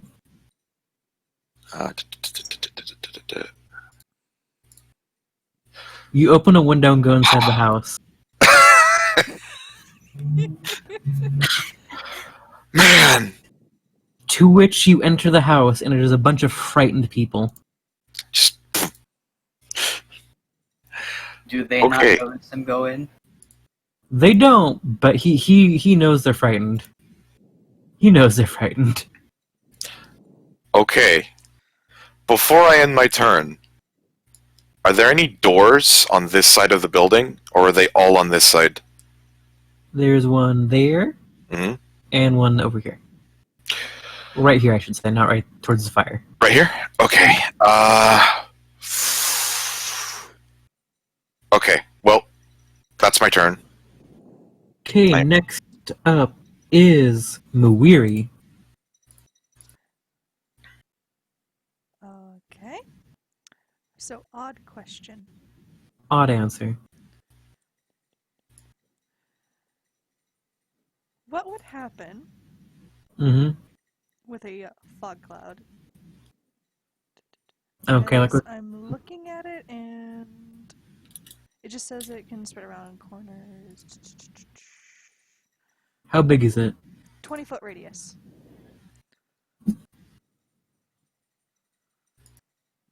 Where do you want to put it?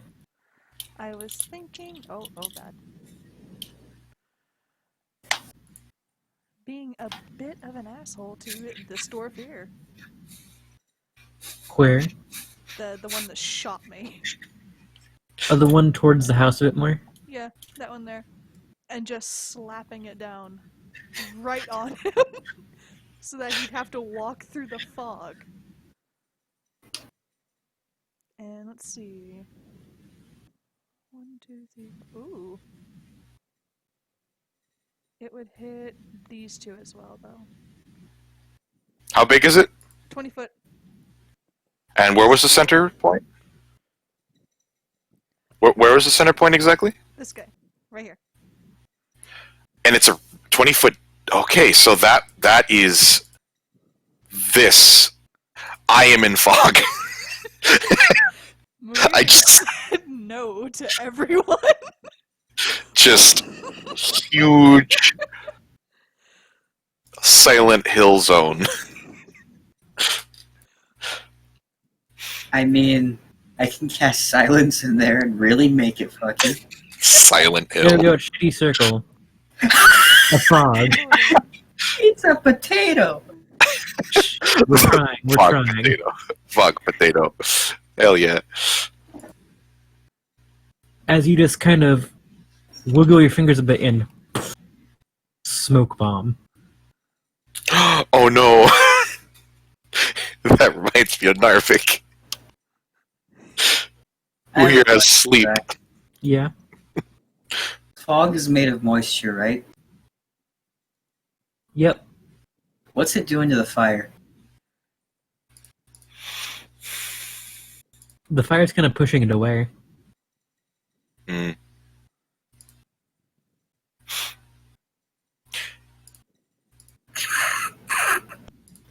Oh, I just had a stupid thought. What? So, that's not the end of Muri's turn. Oh? She's also going to cast, because it is a wait, no. She can't cast another spell as a bonus action, can she? If it's a cantrip and it has a casting time of a bonus action, you're a sorcerer, right? Yeah. If you click the spell, then you can cast it as a bonus action. Did you quicken Fog Cloud? Oh no, I was gonna use Dragon's Breath on herself, which is a bonus action. Normally. Just not use the actual action part of it. Except that Dragon's Breath is a level spell, Yeah. and you can't Yeah. cast two level spells in the same turn. Okay, okay. So, was Fog Cloud quickened? Sure. Just So what cantrip are you casting? Or an attack. Either or.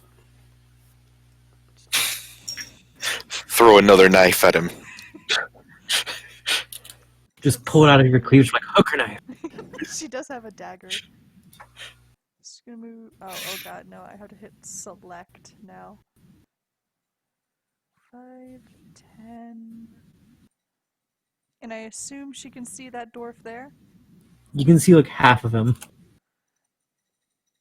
To throw a dagger at him. Okay, so just roll a ranged attack. Okay, would that be with? Oh god, what is it called? Proficiency Dex? bonus plus dex. Okay. +2. That's a +4. Which one are you throwing it at? This one? Yep. Dwarf man. No. You throw it, and ting! It hits him right in the armor. She just sticks her tongue at him. Kind of grunts at you. So it ends that simultaneous round. Now it is. I made a big grape box. This dude's turn. Who's going to do 5, 10, 15, 20, 25, 30, 30. Then dash. 10, 20, 25, 30, 35. It ends up right there. That's his turn. Next, it's the leader, who is going to invoke an opportunity attack to move into your space. He's going to get attacked by Agora, who does not have Sentinel. Did he walk into the fire? I just made it too big. It's just the square should be fire. I just like to be dramatic. Okay, that does not hit him. He's now going to make his 2 attacks at you, Muiri. Mm-hmm. 17 Hits. and a 3. And a what? And a 3. The 3 does not, but the 17 does. You take 11 damage. So about that. Yeah? She's down. Oh.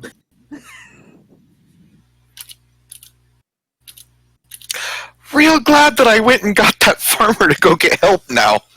Because There's an initiative roll at the end, which is what I'm hoping for. this is,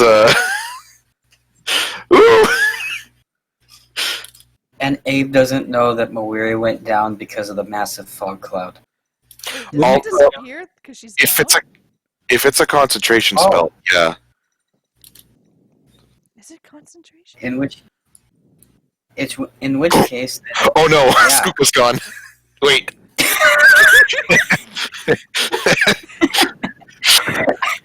Yeah, it's concentration. He faded into the ether along with your cloud. His stealth roll was so high, he just went with it. Okay, so now it's Agora's turn. Going to make it a reckless attack. Okay then. She's definitely gonna, make it up for you. Good. 2 natural 20s. Good. But we got a 1 and a 6. Oh. So that's a 3 and a 13. How much health do you have? I mean, that'll do it. ow! And she just with a one swift movement, without any resistance from the dwarf, just runs her axe through his neck. He kind of turns around to her face and grunts, but it's gurgly as his head just rolls off. So And she- nobody You. and nobody has seen it because I'm over here on the other side of a building. Skuka's inside of this building, and we have the unconscious team. Yeah. So the leader is gone.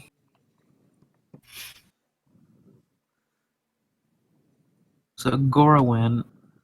Now it's Ibrams. Okay. So to let you know, before I forget, because this dude's... You heard him coming. You try to be stealthy about it. He got a natural 1, so you definitely fucking heard it. Glunk, glunk, glunk, glunk, glunk. Yeah, he pretty much dropped everything he had in his pockets. All I hear is like a bunch of marbles hitting the floor, pretty much. He lost his marbles. Yeah.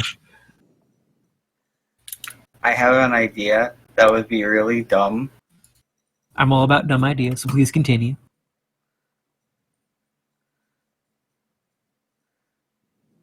I honestly kind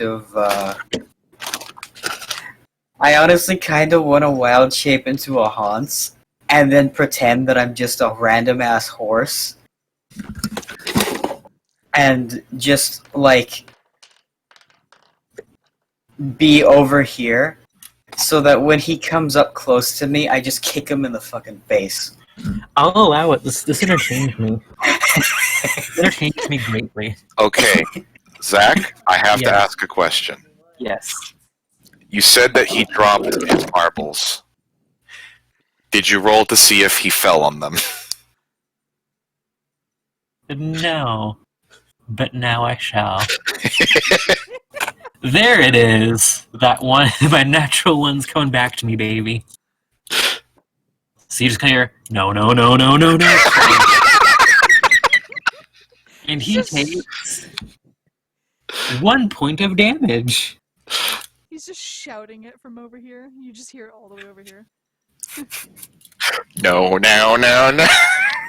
So everyone definitely knows who that dude is. You bonus well shape into a Hans. Actually, I'm kind of considering peeking back out at the guy who shot me over here and getting revenge. You do you? 10, 15. Okay, so I see him, right? Yeah. He's not looking at his leader who just got decapitated. I'm gonna cast Produce Flame and just yeet it at him. Okay, is that a spell? Oh no. Oh, yes. You know what? I'm just freaking curious. Yeah. Duality. Yeah.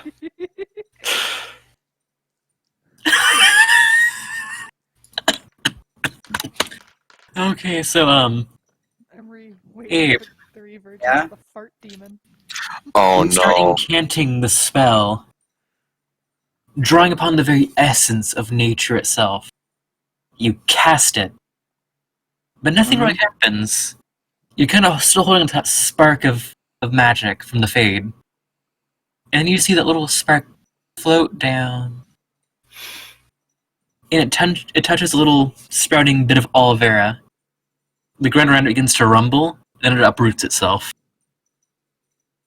And it turns around, it kind of looks like a weird, like, no... It's pretty much the bulb of a Bulbasaur, but no Bulbasaur. Just turns around. With two very beady eyes, it just says, Daddy? And a Kiri. Yes. No, Okay. You set a good example.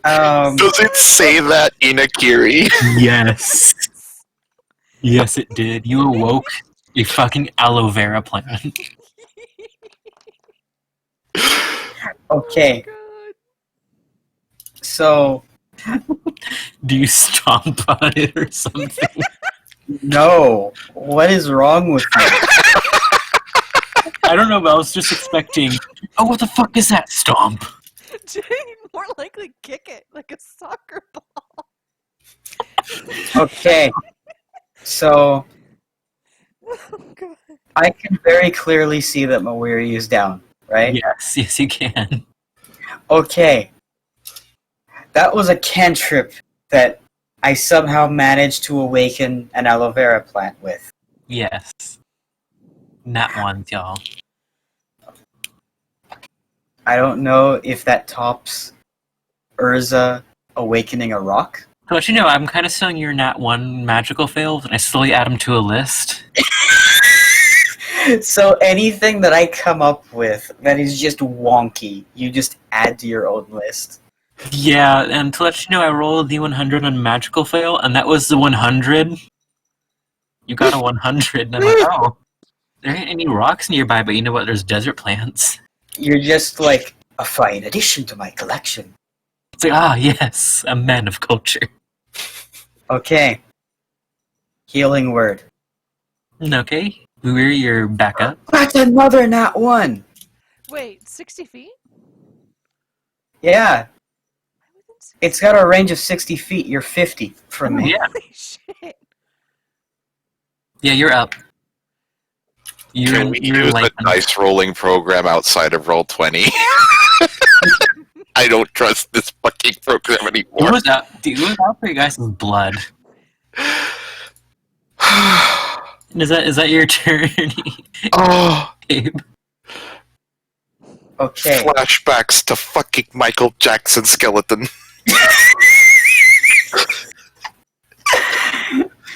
You know what was funny was on my way home, they had like a Michael Jackson marathon, so I was jamming the whole way home.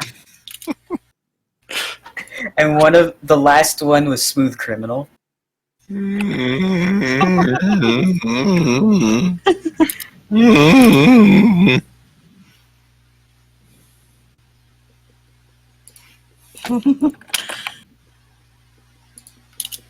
Wonder if anyone's made a picture of an awakened aloe vera. They have not, it's just a drink. I'm so disappointed.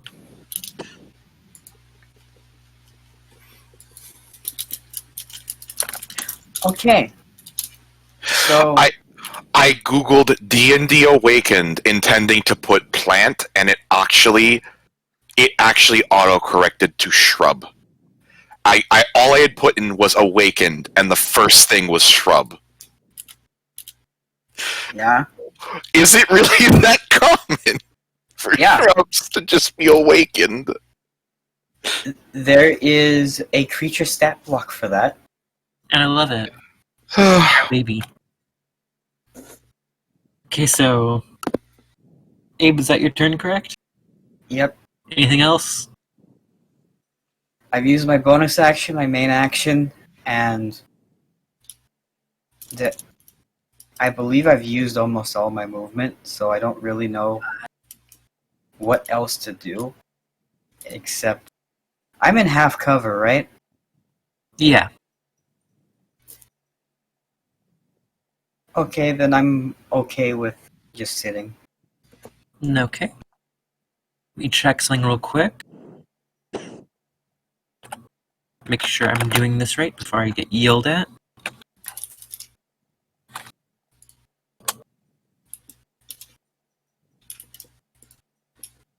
Okay, so I just found the greatest thing I've ever seen, and I must send it to you. Oh my goodness. I found Jonic if he goes evil. Oh no. My dad just sent me a picture of the toy that came in the dog's medicine box. And it's a freaking just a blob with a happy face on it. Aww. Rat King. How about the radicalism? Oof.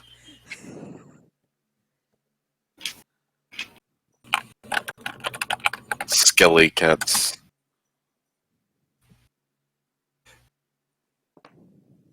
okay, so I am in the process of making. Muiri, Mm-hmm. you are still you're up right now, correct? Yeah.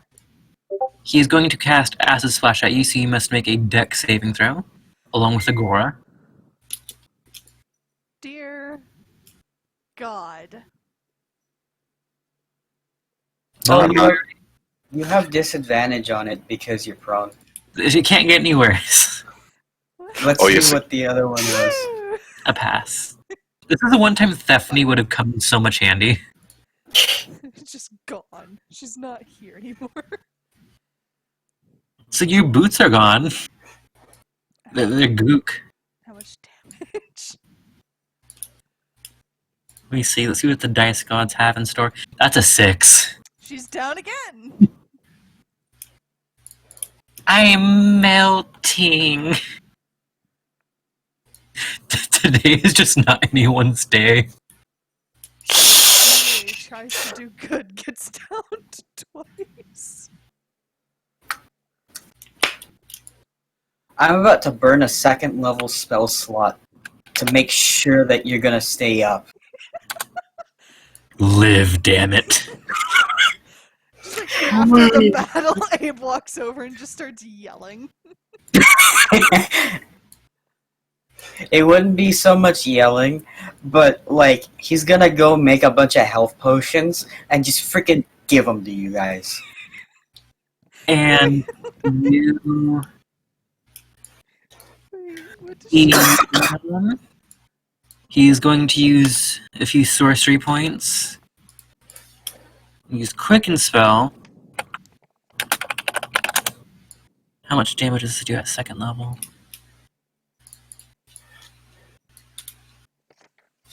Light, create blah blah blah blah.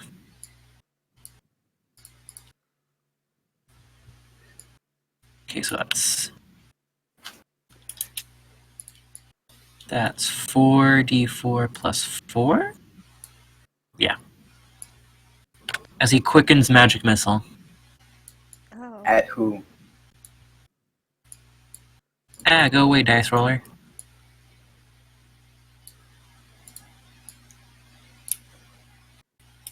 I cast shield. I'm kidding. I don't have it.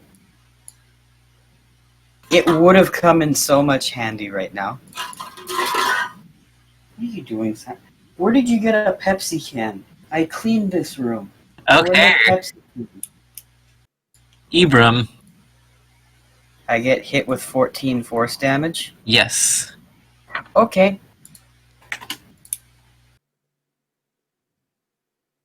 So now it's back up to... I just took enough damage that Skuka would have been downed again. Yeah? Or outright killed.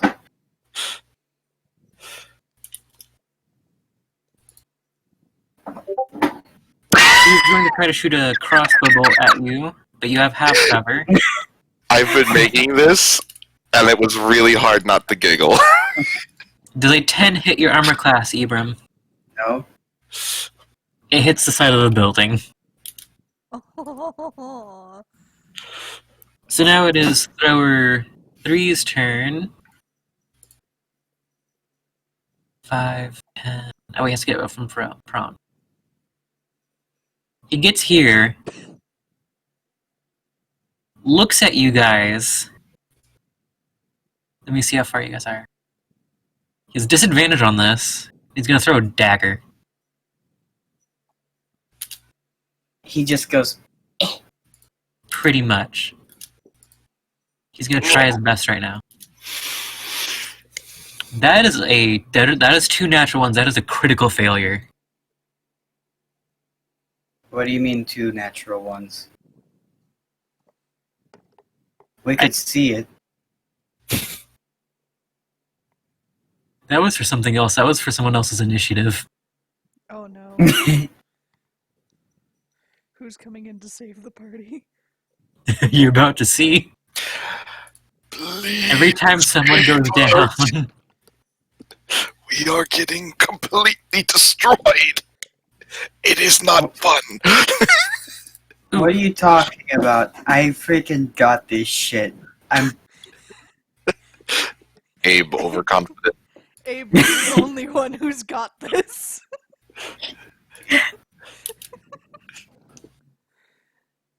Muiri with the highest health on the floor.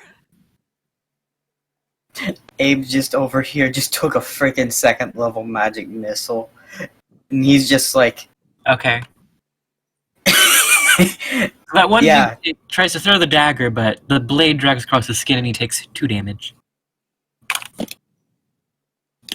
Wait.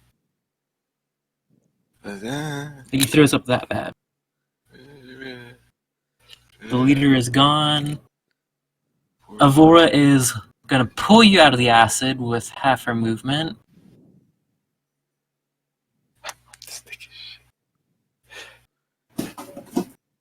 She's going to use her bonus action to push a potion down your throat.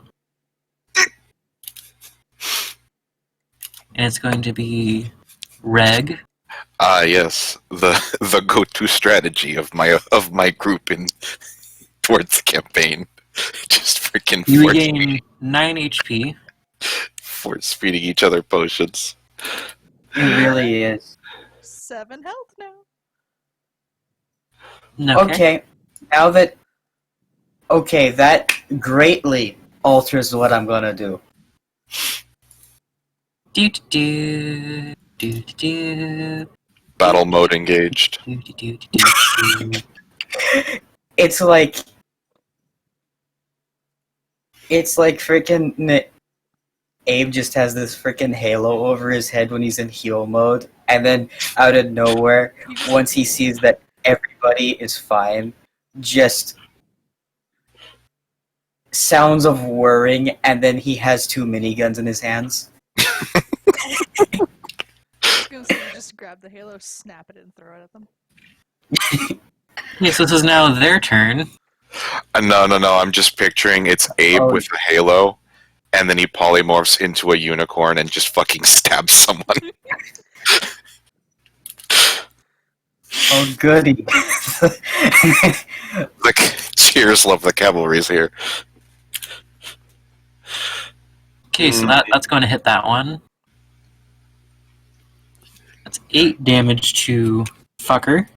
He came around the corner and threw a dagger, and then the response. So same target on the second one. That's a natural 20. That is a lot of damage. That's not a ranged attack. This is a ranged attack. Polyfire. The third one's going to attack the same dude, because he's just not going down even 3 arrows in him, Skyrim style. That's just enough. How much damage does that do? Okay, he's gone. Which one? Boop. Oh. And the last 2 are going to move 5, 10, 20. What about this guy over here? He's Yep. coming up. He's still. Oh. When you said the last 2 over here, I thought you were talking about the, The people on the wall right now. They're both going to attack the most visible target.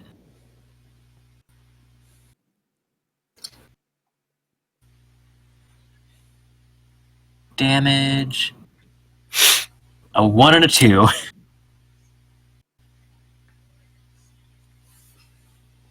He has 2 arrows stuck in each arm, and they're kind of flapping around. That is their turn. He went. Now it's Abe's turn. Okay. So.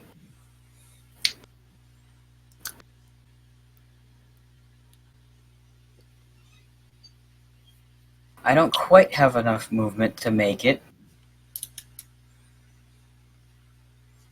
Unless I were to go here,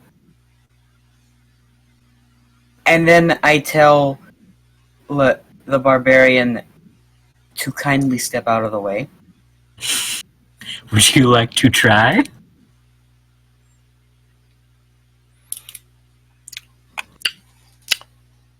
I would like to try, as I kind of try to get her attention, and You're trying to get the barbarian's attention?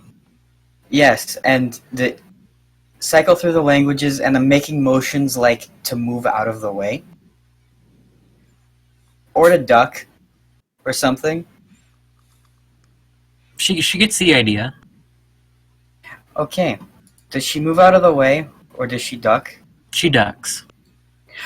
Okay! What's gonna happen now? Siege tank online. Target acquired. Moonbeam. Range? That's a 120-foot line. What? What? I just... No, it's Moonbeam. Is that how that works? I believe it is. Hold up, let me read it really quick. I thought that was like a beam from us from the sky. That was a cylinder. Oh, it is. My mistake. Still, you can target him. So you're targeting Meiji or are you targeting Douchey? The big Heidi bastard.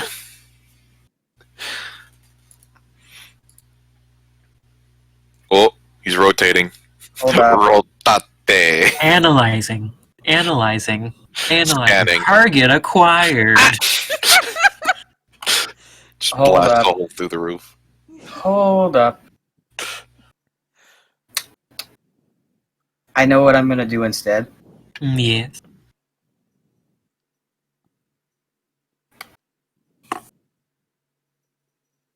Okay. So... the guy that's way in the back... Yeah. Guiding bolt. That definitely hits him. What else do you have? Oh, how do you want to do this? That knocks him down to exactly 0. Literally exactly 0. Yeah, no, that's your fucking... You just siege tank. How do you want to flavor this? Just freaking... Abe just polymorphs into a tank.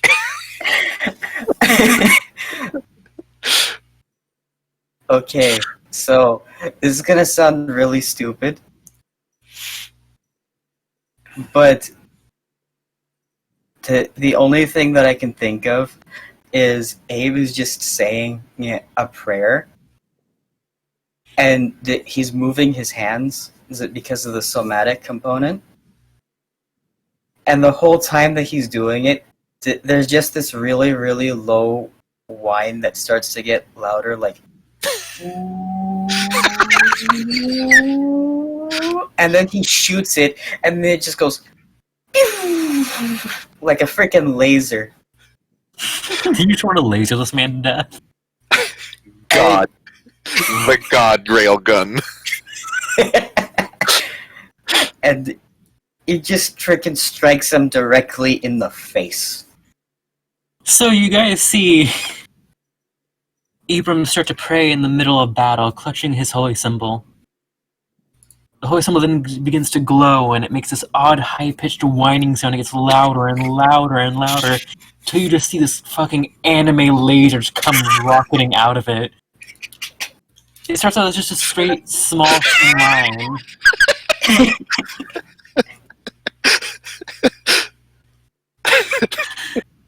And then it expands till...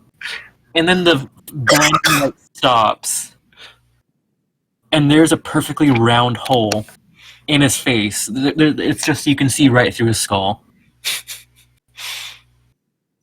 The desert goddess answered your prayers to fuck this motherfucker up.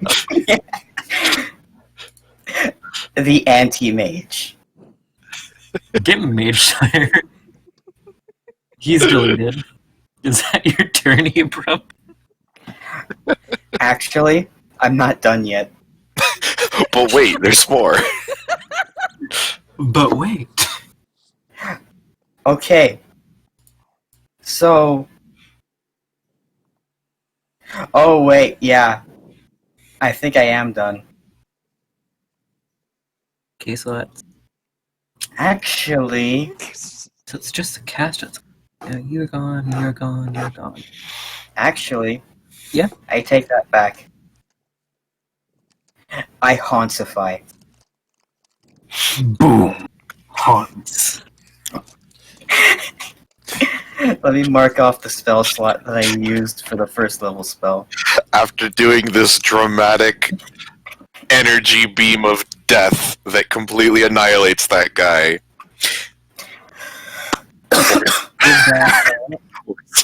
Oh, it's the caster's turn. You mean the one that exploded? No, the caster is right here. This guy.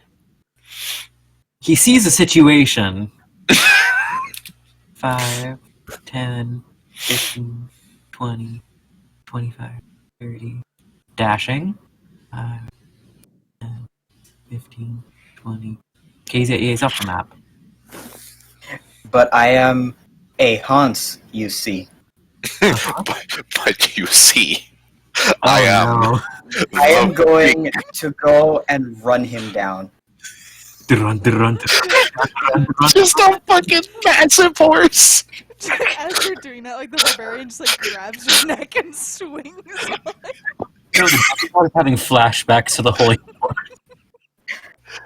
Is it my turn next? What's having flashbacks? I'm actually. The desert god's having flashbacks to the Holy Wars. Oh my god. And yes, it is Skooka's turn next. Oh, that's great. Because I'm gonna I'm literally just gonna go and knock his ass out. I don't even want to kill this guy. Okay. This is gonna be interesting. Okay. Oh, yeah, my list.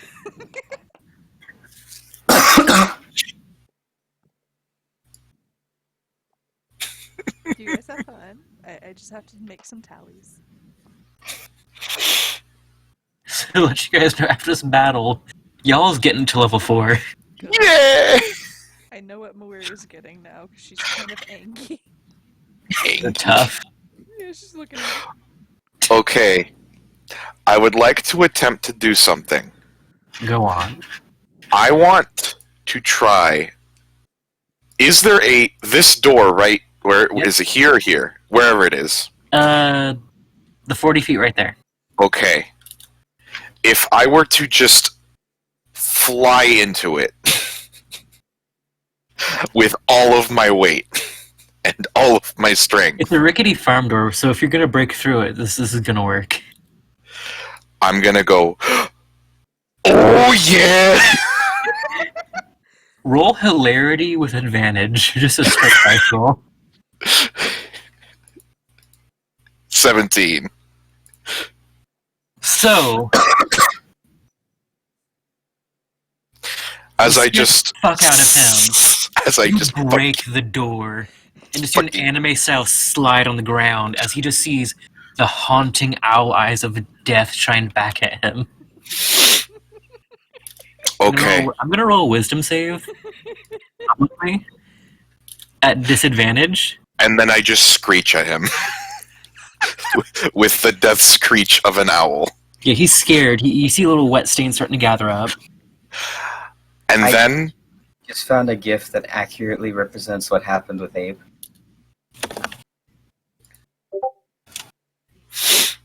Okay. All of these guys have got my back if this guy tries to kick my ass. So, with that under the assumption, I'm gonna try to tackle this dude's ass and pin him Okay, roll like a strength. freaking bird luchador. Roll strength with advantage. He is frightened. Does a 19 do it? You got it. Let me check with disadvantage real quick. And a +0 in the relevant stat. Yeah, no.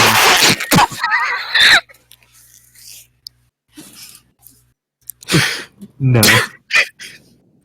No. So I just, as after launching myself and smashing through the door, I launch at him and just freaking.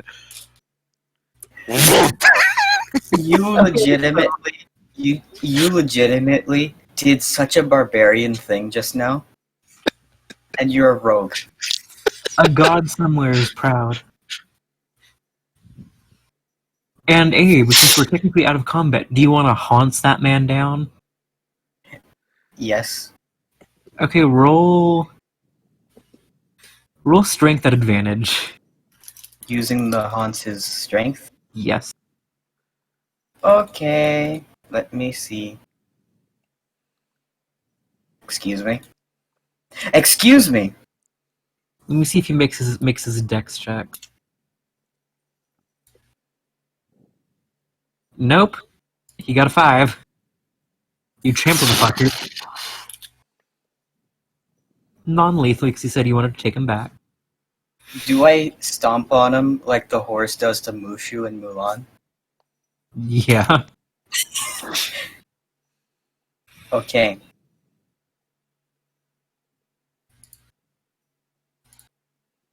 Can I get him on my back somehow as the haunts? Well, for the sake of brevity, we'll say yeah. Okay, I'm gonna take him back. I'm gonna bring him like right here, Okay. drop him, unpolymorph, cast Create Water to make it rain to put out the fires. Okay, yeah, that'll do the trick. And now I'm gonna tie the guy that I brought back up and gag him. Okay. We're getting progressively more dark. I'm doing this because he's a mage. Oh, okay, I thought you were just gonna be like, gag, wake him up, then just kill him.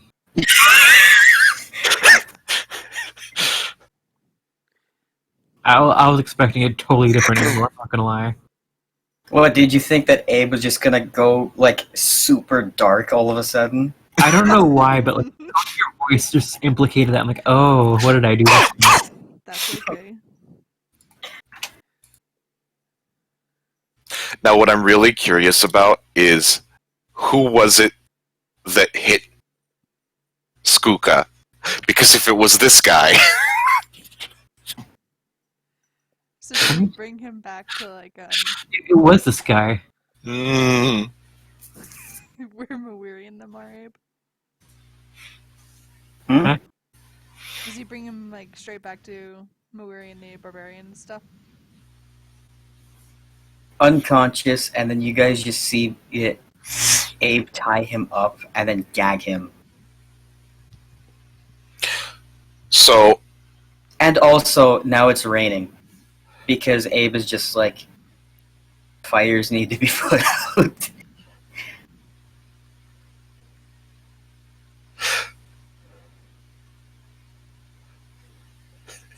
Skuka shows up just carrying this guy by his neck. So for the sake of brevity, you do have prisoners now. Question. You find about 500 gold between them. We only need one alive, right? We're gonna save that for next session. We'll save the murder and prisoning. You also find a letter that says that they came from a dwarven town about 3 days' travel from here. A city called Enverlik. and Vrulric. I cannot say the own names I fucking make. Oh, it's and Nilric. My bad. And they said they took over the town and resources are getting scarce out there, so they're starting to raid. Mm. To let you know, I toned this down because I was expecting Stephanie and the Barbarian. I initially planned for 15 of these fuckers.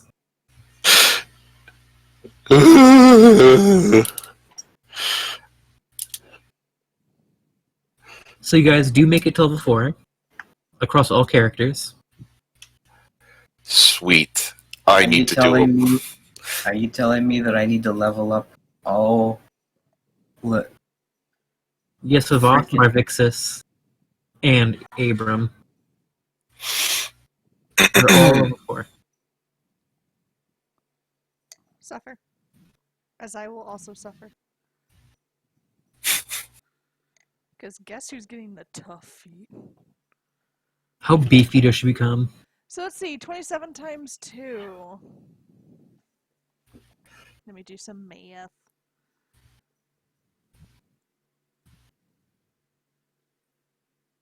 $27 times 2 is 54. Spite. And does she also get the normal level up on top of that? I'm pretty sure, right? As DM, you can decide.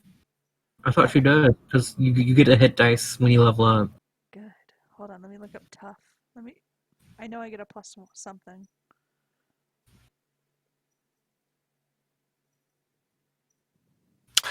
I think I'm going to go ahead and make an executive decision of I am not going to be playing the third character that I was going to be playing. Because... Ooh, ooh boy. Ooh. what? I have changed my mind on what kind of character I want to play. Do you want to delete us? I think I'll just change. I'll just change everything. Well, I think it might be easier. Yeah, if you just delete the character and I'll make a new one. You mind if I memorize this real quick? Because I do like the character concept. You can just not delete him if you want, and Hey, just use him as an NPC. I don't mind at all. Zach, But Yeah? just go to edit, remove Jason's permissions to see, and edit it. Yeah. And you just yoinky, and then just give him an empty. I'm not I gonna have lie, I actually made- like this character. I have made an NPC. You have. Let me see. There you are. And I There you shudder. are. I shudder to imagine what you will do with him. Let me enjoy the Mad Gnome. I've been dying to play a truly insane character. This is just making me think of when you stole Tobias. I basically made a fun, silly, kind of crazy character, and now I'm just like, we have enough to deal with. we don't. I don't want to make even more shit happen. Okay, so let's see what happened, shall we? Advanced dice roller. What? Oh. So, she gets a +5 every time she levels up in Sorcerer now.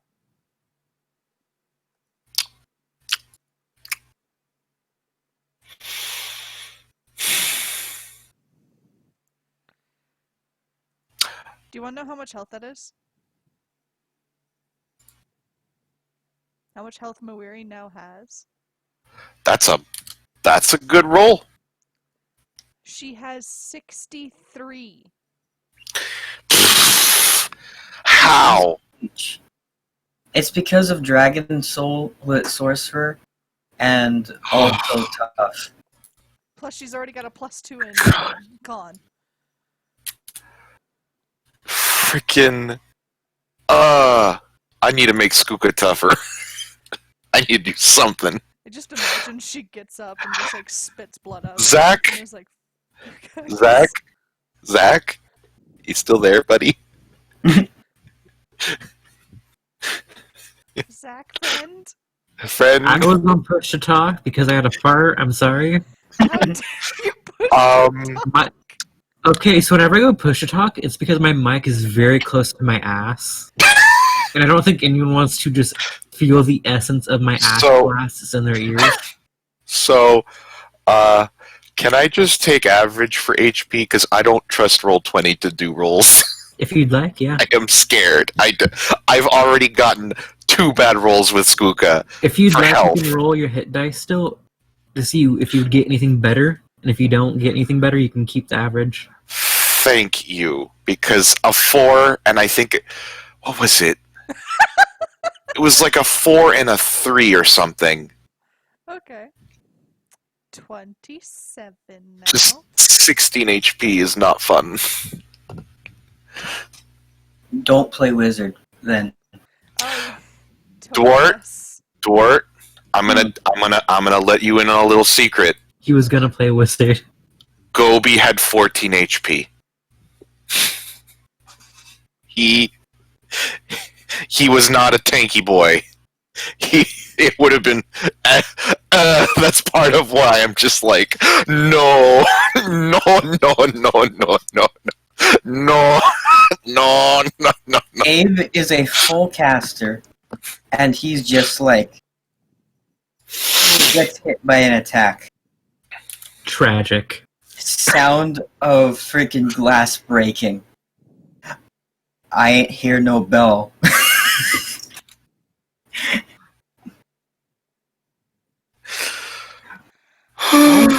Okay, so you guys want to hear something funny? Mm, With the feat that I just took, Abe's passive perception is now 22. Jesus Christ. He ain't gonna fucking lose Jonic ever again. yeah, yeah. Look at that.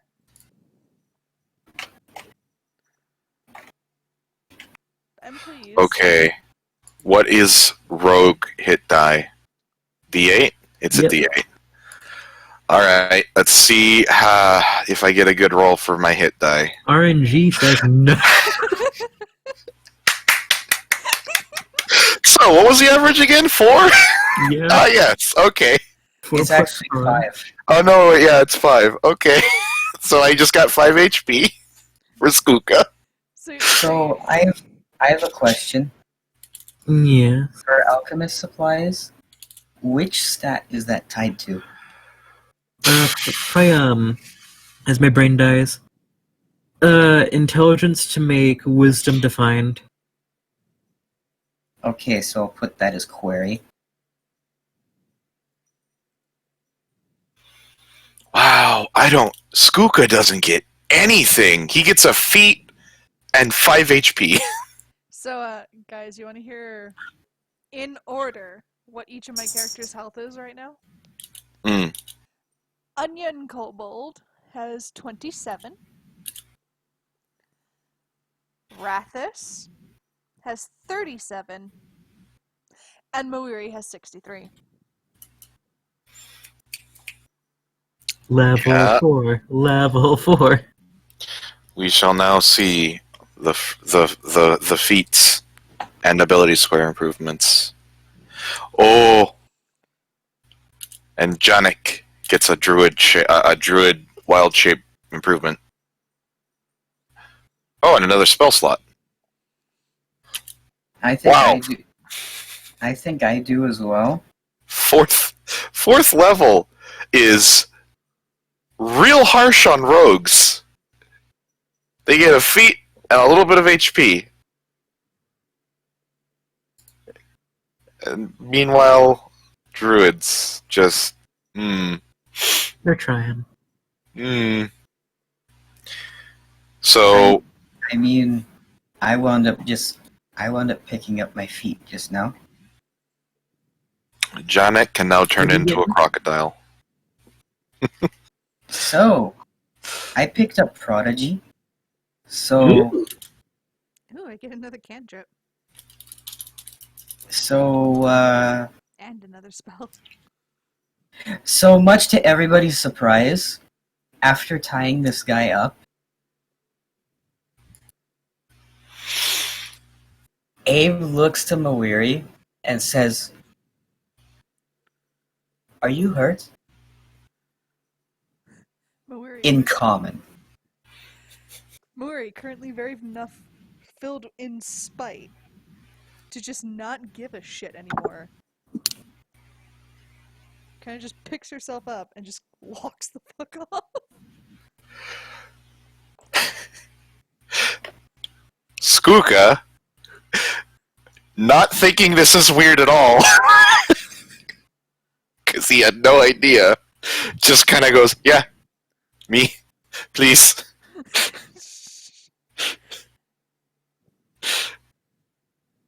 Okay, so I'm just gonna say for fluff's sake that I cast Healing Spirit, like, directly on top of Mawiri to heal her, and then I move it over to Skooka. And then I just kind of have it healing Skooka for the rest of the duration. Okay. Let's see.